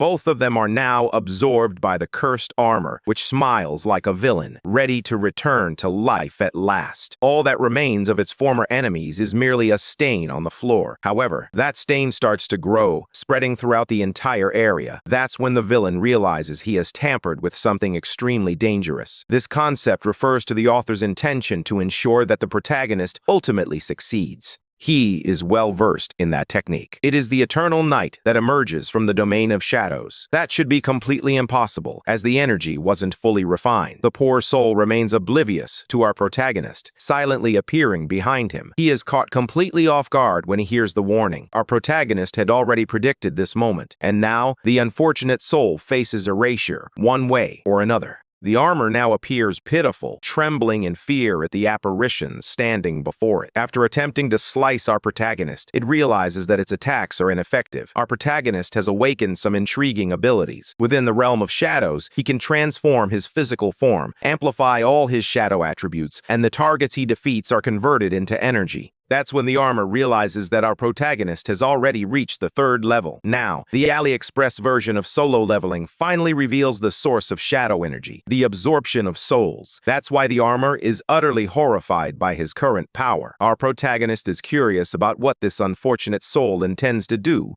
after being cast out of the armor. He unleashes a devastating attack. Terrified, the traitor does everything in his power to evade capture. But our protagonist is already behind him, prepared to evict the parasite from his new armor. He needs to do it right now. After hitting the armor with all his strength, the intruder is knocked to the ground. Even so, his strength still isn't enough to defeat him, as that armor withstands powerful blows. If our protagonist can't break the shell, he'll find another approach. The intruder underestimates our boy's determination. Each time he swings, our boy skillfully dodges, proving that there's more to him than just recklessness. His strikes connected with nothing but air. Now, our protagonist begins to transform into shadows. He slowly enters the interior of the armor, leaving his enemy completely shocked. He attempts to purge the presence of the invader, and gradually, the soul within the armor is expelled, completely thrown out. At that moment, the intruder realizes he no longer possesses the artifact's protection. Finally, our protagonist realizes why he sought refuge inside the armor. The armor absorbs shadow energy to offset the damage inflicted on the soul. Now that he's defenseless, the intruder will only become weaker. Believing he still holds a strategic advantage, he attempts to retreat, but our protagonist is determined not to let that happen. With his chains, he completely restrains his opponent. Since that dimension is connected to his soul, our protagonist risks getting hurt if he attacks him.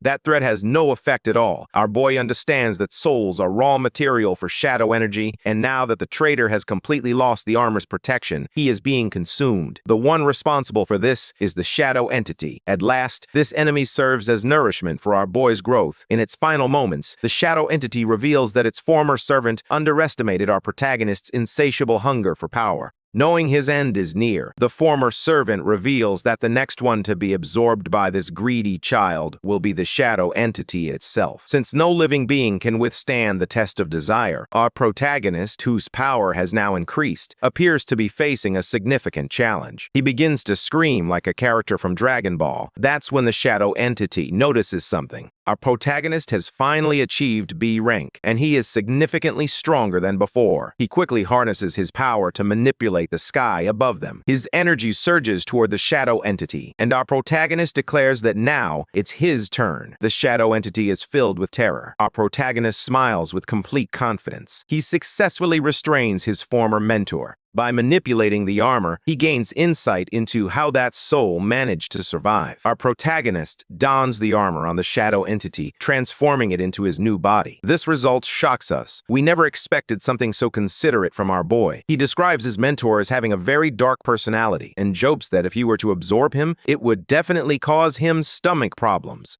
Moreover, that armor is enormous and unattractive, and he refuses to wear it, regardless of the circumstances. Let's be honest. Anyone who has read the masterpiece Solo Leveling can't help but notice the reference now that the shadow entity is donned in armor. Meanwhile, in the previous hall of the castle, the Black Panther's subordinates are struggling to achieve their own goals. However, their struggles mean nothing to him. He is solely focused on his ambitions. Surrounded by weaklings, he refuses to waste his time saving such worthless individuals. At that moment, the Black Panther spots someone approaching. Our protagonist, accompanied by the shadow entity, is surprised that the Black Panther has survived this long. The moment he lays eyes on our protagonist, the fool erupts in fury. Without a moment's hesitation, he charges in Thaun. However, the shadow entity is now much stronger than it was before. With just a movement of his eyes, he sends the useless man's body flying away. That's when the Black Panther realizes he is standing before an A-ranks being. Fighting our protagonist alone was already a daunting challenge. With the addition of his allies, the situation has become utterly hopeless for his opponents. Our protagonist questions whether joining the fight would be too humiliating, especially considering that the Black Panther would make for an excellent sparring partner. The criminal can't believe what he just heard, and his anger intensifies. He believes that he just needs one good opportunity to defeat our protagonist. Without hesitation, our boy is already harnessing the power of the shadows. Unfortunately for this poor soul, he doesn't realize that our hero is no longer D-ranks. He's heading straight toward his own destruction. Our protagonist storms toward him filled with fury. He then punches the idiot right in the stomach with full force. If he felt the urge to use the bathroom before, it certainly just hit him now. Still reeling from the damage, the criminal notices that our protagonist continues to attack relentlessly. Feeling insulted, he decides to unleash his own flames in response. But that doesn't scare our boy one bit. Both of them unleash their energy to the fullest, but all the effort seems to be in vain. Black Panther manages to endure yet another beating.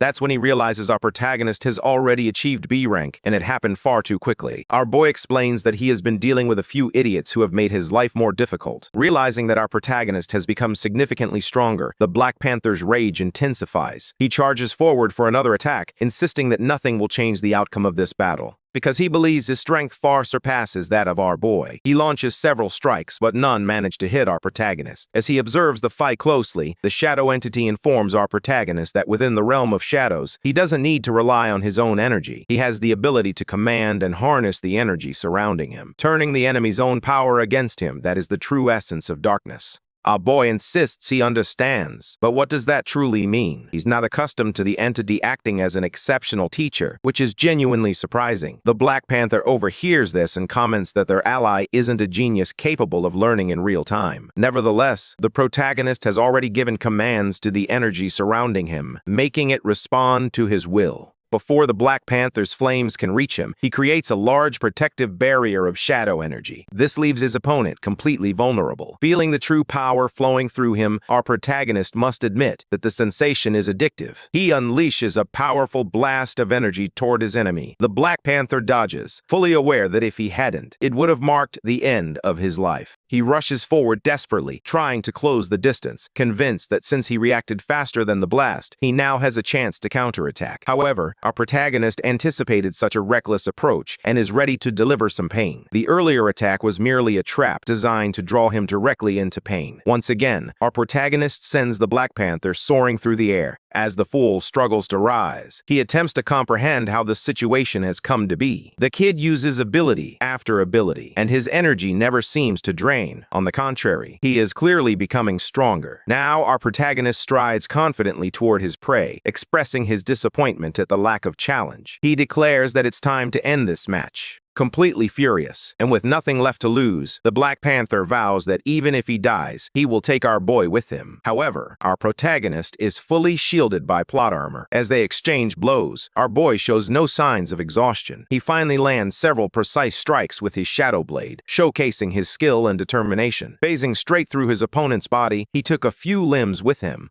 To be more specific, both arms of the Black Panther. It takes a moment for the villain's nervous system to process what just happened, and he may never be able to wipe his own butt again. The Black Panther collapses to his knees, grappling with the uncertainty of what his life will be from this moment forward. He senses a dark, malicious energy creeping up the back of his neck. He can't even lift his hands to signal his surrender. Yet he claims that if our boy has enough courage, he'll do what needs to be done. However, our protagonist believes that death is far too lenient a punishment for people like him. At this moment, this paperweight is more valuable while it's alive than when it's dead. The shadow entity becomes curious about this decision and seeks to understand why the man's life should be spared. Our protagonist expresses a desire for more information about the mustached old man. However, the Black Panther insists that not even death will compel him to reveal anything he knows. Still, our protagonist is convinced that the spoiled girl's family has methods to extract a confession from him. Upon hearing the threat, the Black Panther pleads for his release, fearing he will be hunted down by the mustached man's corporate group. However, our boy, already out of patience, uses his shadows to tell him to shut up. He claims that being hunted is not an issue. In fact, he plans to hunt them all down. The shadow entity assures that it can manage any A-rank hunter, especially since it's significantly overpaying our protagonist.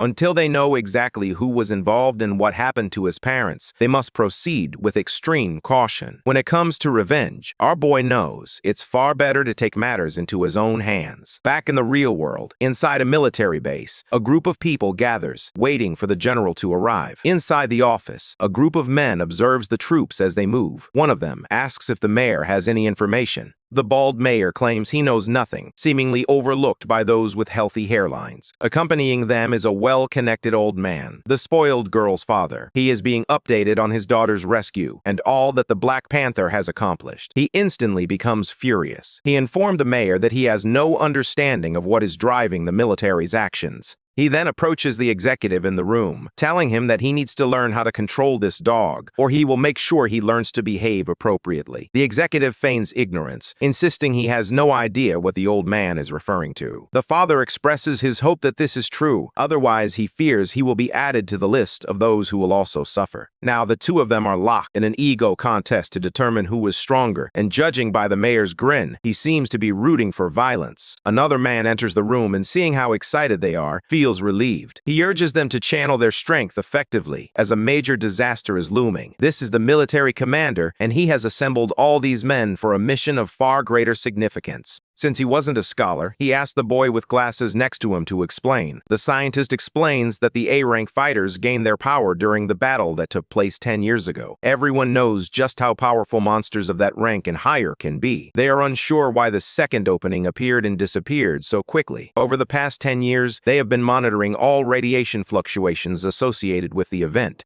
5 years ago, the same pattern re-emerged and has been increasing in frequency since then. In the last 3 months, it has aligned perfectly with the event from 10 years ago. Upon hearing this, all the men are filled with shock and terror. At that moment, the bald mayor asks the general a question, inquiring whether they will face the same event again. And that's precisely what the general confirms. There will be a second dimensional opening. Countless shadow creatures are eager to enter Earth and indulge in some mischief. Everyone must be concerned about this potential opening, as once it occurs, chaos will ensue. The spoiled girl's father makes it clear that he doesn't care about any of that, as long as certain people stop acting behind his back. The general emphasizes that the situation is extraordinary. If any of those men decide to cause trouble, he will personally take exceptional measures to address it. He also states that the spoiled girl's father must accompany him now, as he will receive a complete explanation of the current situation. After getting into the car, they finally drive away, leaving the bald man and his friend behind. The bald man realizes that the general is no longer pretending to treat him with respect. It feels as though the spoiled girl's father is practically a part of the military himself. He believes the hostility directed at his friend stemmed from the Black Panther incident, so he advises the man to remain quiet for a while. Yet, even in the presence of the bald man, this suited executive continues to act as if he knows nothing. Regardless, the bald man suggests that his friend check out the latest news. In a distant corporate building, a mustached old man receives a call updating him on a critical situation. On the other end of the line, a furious voice expresses outrage. Until now, they had overlooked his connections to the Black Panther, but a significant crime has just occurred in the city. A man attempted to kidnap the daughter of a powerful elder known for his distinguished hair. The story dominates every news channel, and the suited man hopes the mustached old man isn't involved. Completely irritated, he insists that it was just a minor issue and that he would never take action without first consulting his associate. The other person remains furious about the outcome, demanding that the mustache man earn the family's forgiveness and sever all ties with the Black Panther's gang, or his associate will no longer offer protection. After ending the call, the mustached old man becomes furious about the consequences of that reckless stunt. The spoiled girl is now in the hospital, anxiously hoping her bodyguard recovers from his injuries. According to the doctor who treated him, he is expected to be fine. While they are there, an unexpected visitor arrives. The mustached old man, acting all fake and polite, expresses his relief that everyone is safe. He claims he never imagined the Black Panther would do something like that.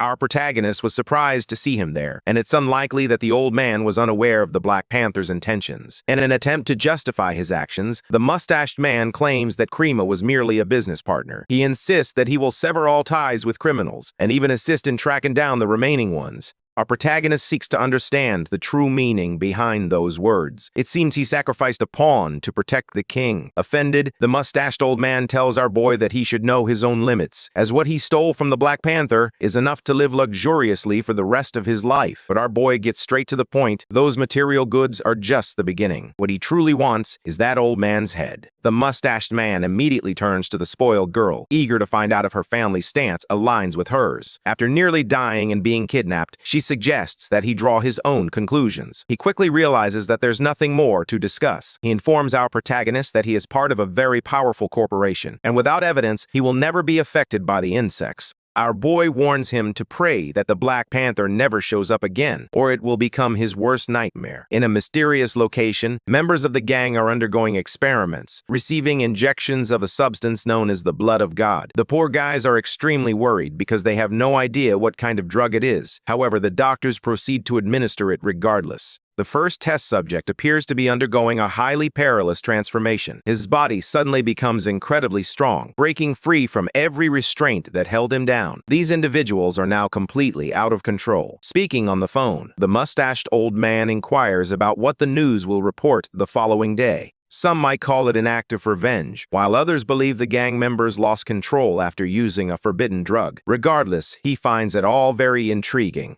The young man's achievements. The old man, intrigued by the general's interest, wonders what could have sparked such eagerness. In reality, the protagonist's remarkable progress over the past month, including the sale of valuable items, has captured the general's attention and fueled his curiosity. While gazing out the car window, the general notices someone moving. It seems he's not the only one eager to meet our protagonist. The old man explains that the weapons he purchased from him didn't appear special based on their materials. However, the general disagrees, asserting that their combat performance is exceptional. That appears to capture the old man's interest. The general mocks him, suggesting that age has dulled the sharp instincts he once had in his youth. Suddenly, all the cars come to a halt as a completely erratic individual steps directly in front of them. Our protagonist greets the general personally, surprised to welcome such important visitors. The general is very friendly toward our boy and takes pleasure in being recognized instantly. The two begin exchanging compliments unique to Korean culture, and the general inquires whether he won't be invited in for a cup of tea. Our protagonist acknowledges that it would actually be great, but the timing is a bit inconvenient.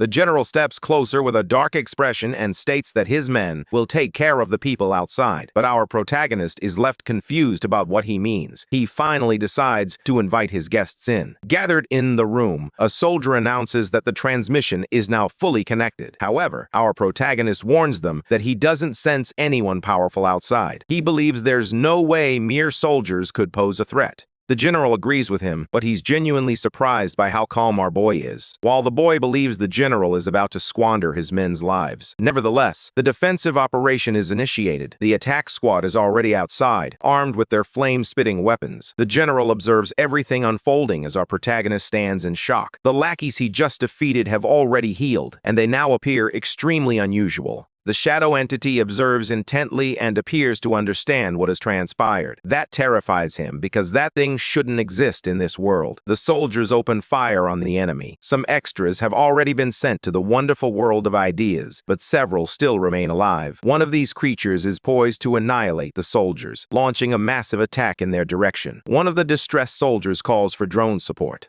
High-tech drones emerge on the battlefield, equipped to create highly effective barriers that fully cover the area where the soldiers are stationed. Despite this, the gangsters' power proves to be shockingly strong, resulting in massive destruction. The soldiers must resume their attack quickly to avoid becoming victims of another strike like that. They unleash their flame-spitting weapons, turning that cursed extra into Swiss cheese, demonstrating their coordination. They maintain formation and advance toward the target. Our protagonist is astonished by the firepower, questioning whether it was enhanced using the equipment he supplied. Even the elderly man with gray hair seeks confirmation, and the general affirms it. If they can gather enough raw materials, conditions will improve even further. Our boy is impressed by the soldier's strength, but there's something these men are missing. Before he can express what it is, someone breaks his window. Our protagonist discovers that there's an extra who is very eager to see his life come to a painful end. Observing the destruction outside the window, the general remarks that whoever caused it didn't get past his men. That one was left specifically for him to handle with his abilities. Our boy quickly realizes they want to assess his abilities in real combat. Standing before him is yet another lackey, completely out of control and driven solely by a desire for revenge. His expression is dark and hollow, as if he has taken enough fentanyl to tranquilize an elephant. Now, he has completely lost his mind, controlling massive boulders in an attempt to end our protagonist's life. He hurls a sharp chunk of stone, powerful enough to crush anyone in its path. He laments the damage it will cause to the property, especially since it doesn't even belong to him. His shadow blade makes contact with the boulder fully. He rushes toward the enemy, disintegrating it in his path. The general is taken aback by the display of power. He believes our boy must be at least B rank, possibly even higher. The old man with gray hair believes he might be exaggerating, but the general advises him to pay close attention, as it appears the protagonist isn't even utilizing his full potential. The drug-fueled individual attempts to harden his arms with stone to block the attack. Even then, he absorbs a significant amount of damage from our protagonist. Now our boy is curious about how these extras leveled up so quickly. He has no idea what drug they took, but he wouldn't mind having 2 grams of it for his own personal research. The lackey remains silent, his mind completely clouded by drugs, rendering him incapable of expressing anything coherent. Our protagonist realizes that this substance must be incredibly potent, so it's best that it remains illegal. Now the out-of-control extra unleashes his intense power once more, shouting that he is no longer a normal human. Moments later, his entire body turns to stone. For our protagonist, this brings a sense of relief. It's easier to be cruel to something that is no longer human. What he truly desires in this fight is to conceal his full power from those 2 inquisitive old men.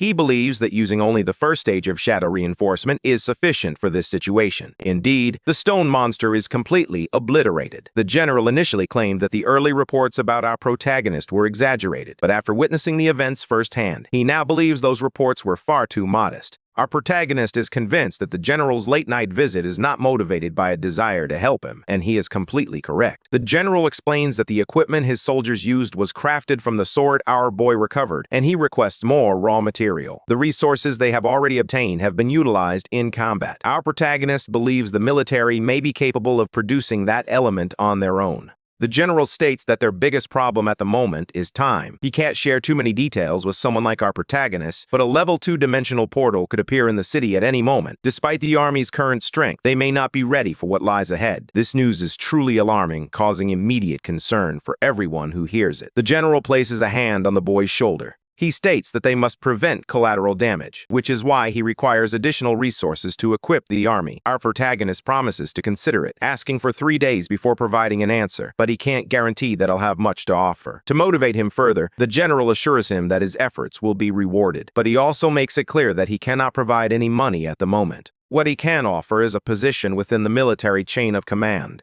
Even arranging an engagement between him and the spoiled girl is intriguing, but our boy feels that it's a bit inappropriate.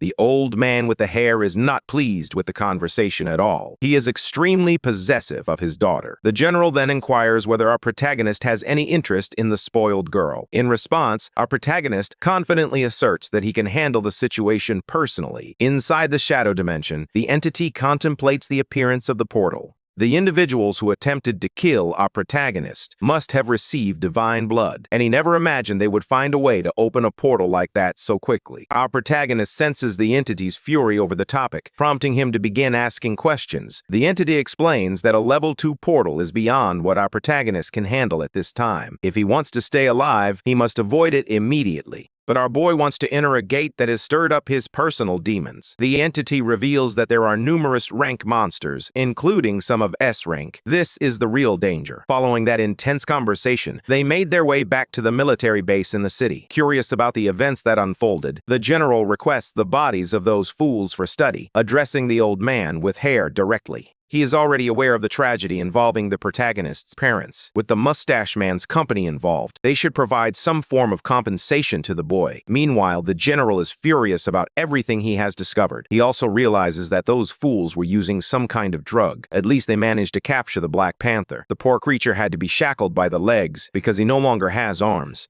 The general understands that if the mustached man is involved, the old man with hair could also encounter difficulties. He suggests leaving everything to the military. Additionally, he aims to do all of this so that our protagonist will owe him a favor in the future. Inside the shadow dimension, our heroes were instructed to complete the 3rd trial to enhance their strength. The entity understands that surpassing B rank is not an easy feat. In the next trial, he won't level up. Instead, he will receive items to aid him on his journey. Our protagonist inquires about those weapons. The entity makes it clear that they are inexhaustible. If that's the case, our boy wants to know why they're still wasting time. He needs to start the next trial right away. However, he notices that the shadow entity seems a bit uneasy. That's when the entity reveals it has something to share with its disciple. Afterward, the disciple can decide whether he wants to continue with the trials. That dimension is a prison much larger than Earth, consisting of 3 distinct layers. The outer layer is home to B-rank creatures. The middle layer features A rank and higher, while at the very center reside beings whose levels defy classification. The mission of the Shadow Clan is to guard the prison, ensuring that none of those beings can escape. If that's true, our protagonist is eager to understand why the dimensional portal has appeared. Only then does the entity reveal that a traitor from its own clan is responsible for this. He formed alliances with some of the strongest prisoners and initiated a massive uprising in that dimension.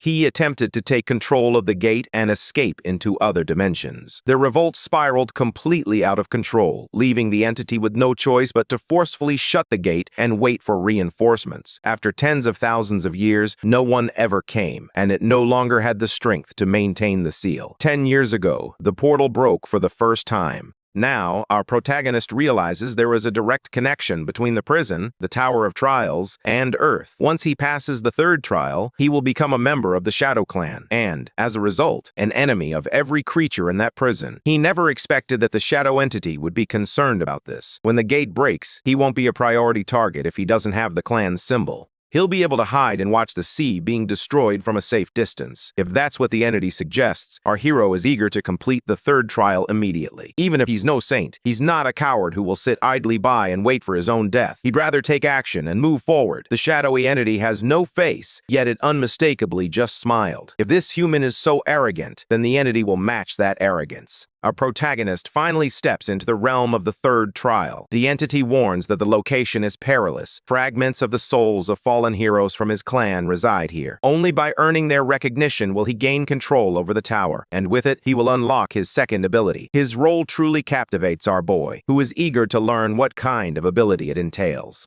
The entity explains that soul refinement and awakenings are unique to each individual. The entity gained the ability to create clones. Even if its main body is destroyed, its consciousness will persist as long as a clone remains. Our boy is curious about what happened to his mentor's original body. The entity is uncertain whether it still exists or has turned to dust over time. It urges him to hurry, as it's easier to determine what kind of ability he will awaken through this trial. It thought to itself that this brat had never disappointed it, and perhaps he would awaken a power completely different from Shadow's. Our boy strides confidently toward the center. Around him, countless fragments of souls float. He reaches out to touch some of them, attempting to understand their potential functions. The moment he comes into contact with the souls, an entirely different experience unfolds. Even though no one remembers that clan, they must defend it at all costs. Now, our protagonist is witnessing memories from the past. Among the memories is a severely wounded warrior who recognizes the limits of his own strength, referring to himself as weak, but he was never a coward in life. He chose to detonate his own body.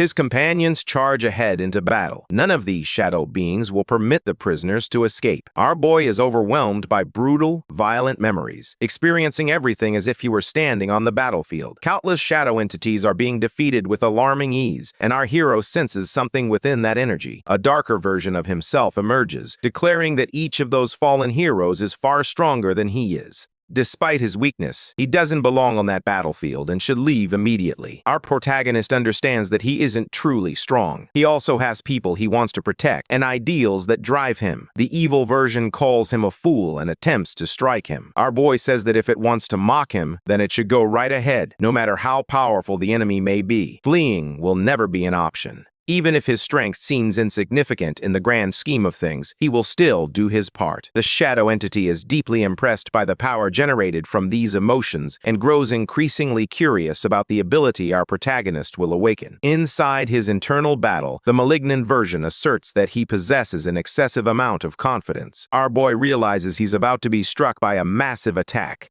Acting swiftly, he successfully dodges what could have been a fatal blow. He now needs to reposition himself and reevaluate his strategy. The Dart version claims its strength is derived from our boy's own fears, which is why he won't be able to resist. That small conviction he holds is entirely irrelevant. However, our protagonist senses that he is not alone in his experience. All the souls here share the same essence. That's why he decides to keep fighting. They all sacrifice themselves to protect their ideals. That was the life they lived. Meanwhile, the enemy before him is nothing more than his personal demon. After being struck by a punch from our protagonist, the evil version starts to dissolve. With his victory secured, our hero declares that it was nothing more than a fleeting bad thought. At last, the souls of the fallen heroes start to manifest within him. He gains his second ability, Soul Protection. However, he still doesn't fully understand the nature of this blessing. It's a command-type ability that boosts both attack and defense for his followers, making it an extremely interesting power. The shadow entity remarks that the boy never ceases to surprise it. He is truly exceptional. Suddenly, our protagonist notices a massive portal opening before them.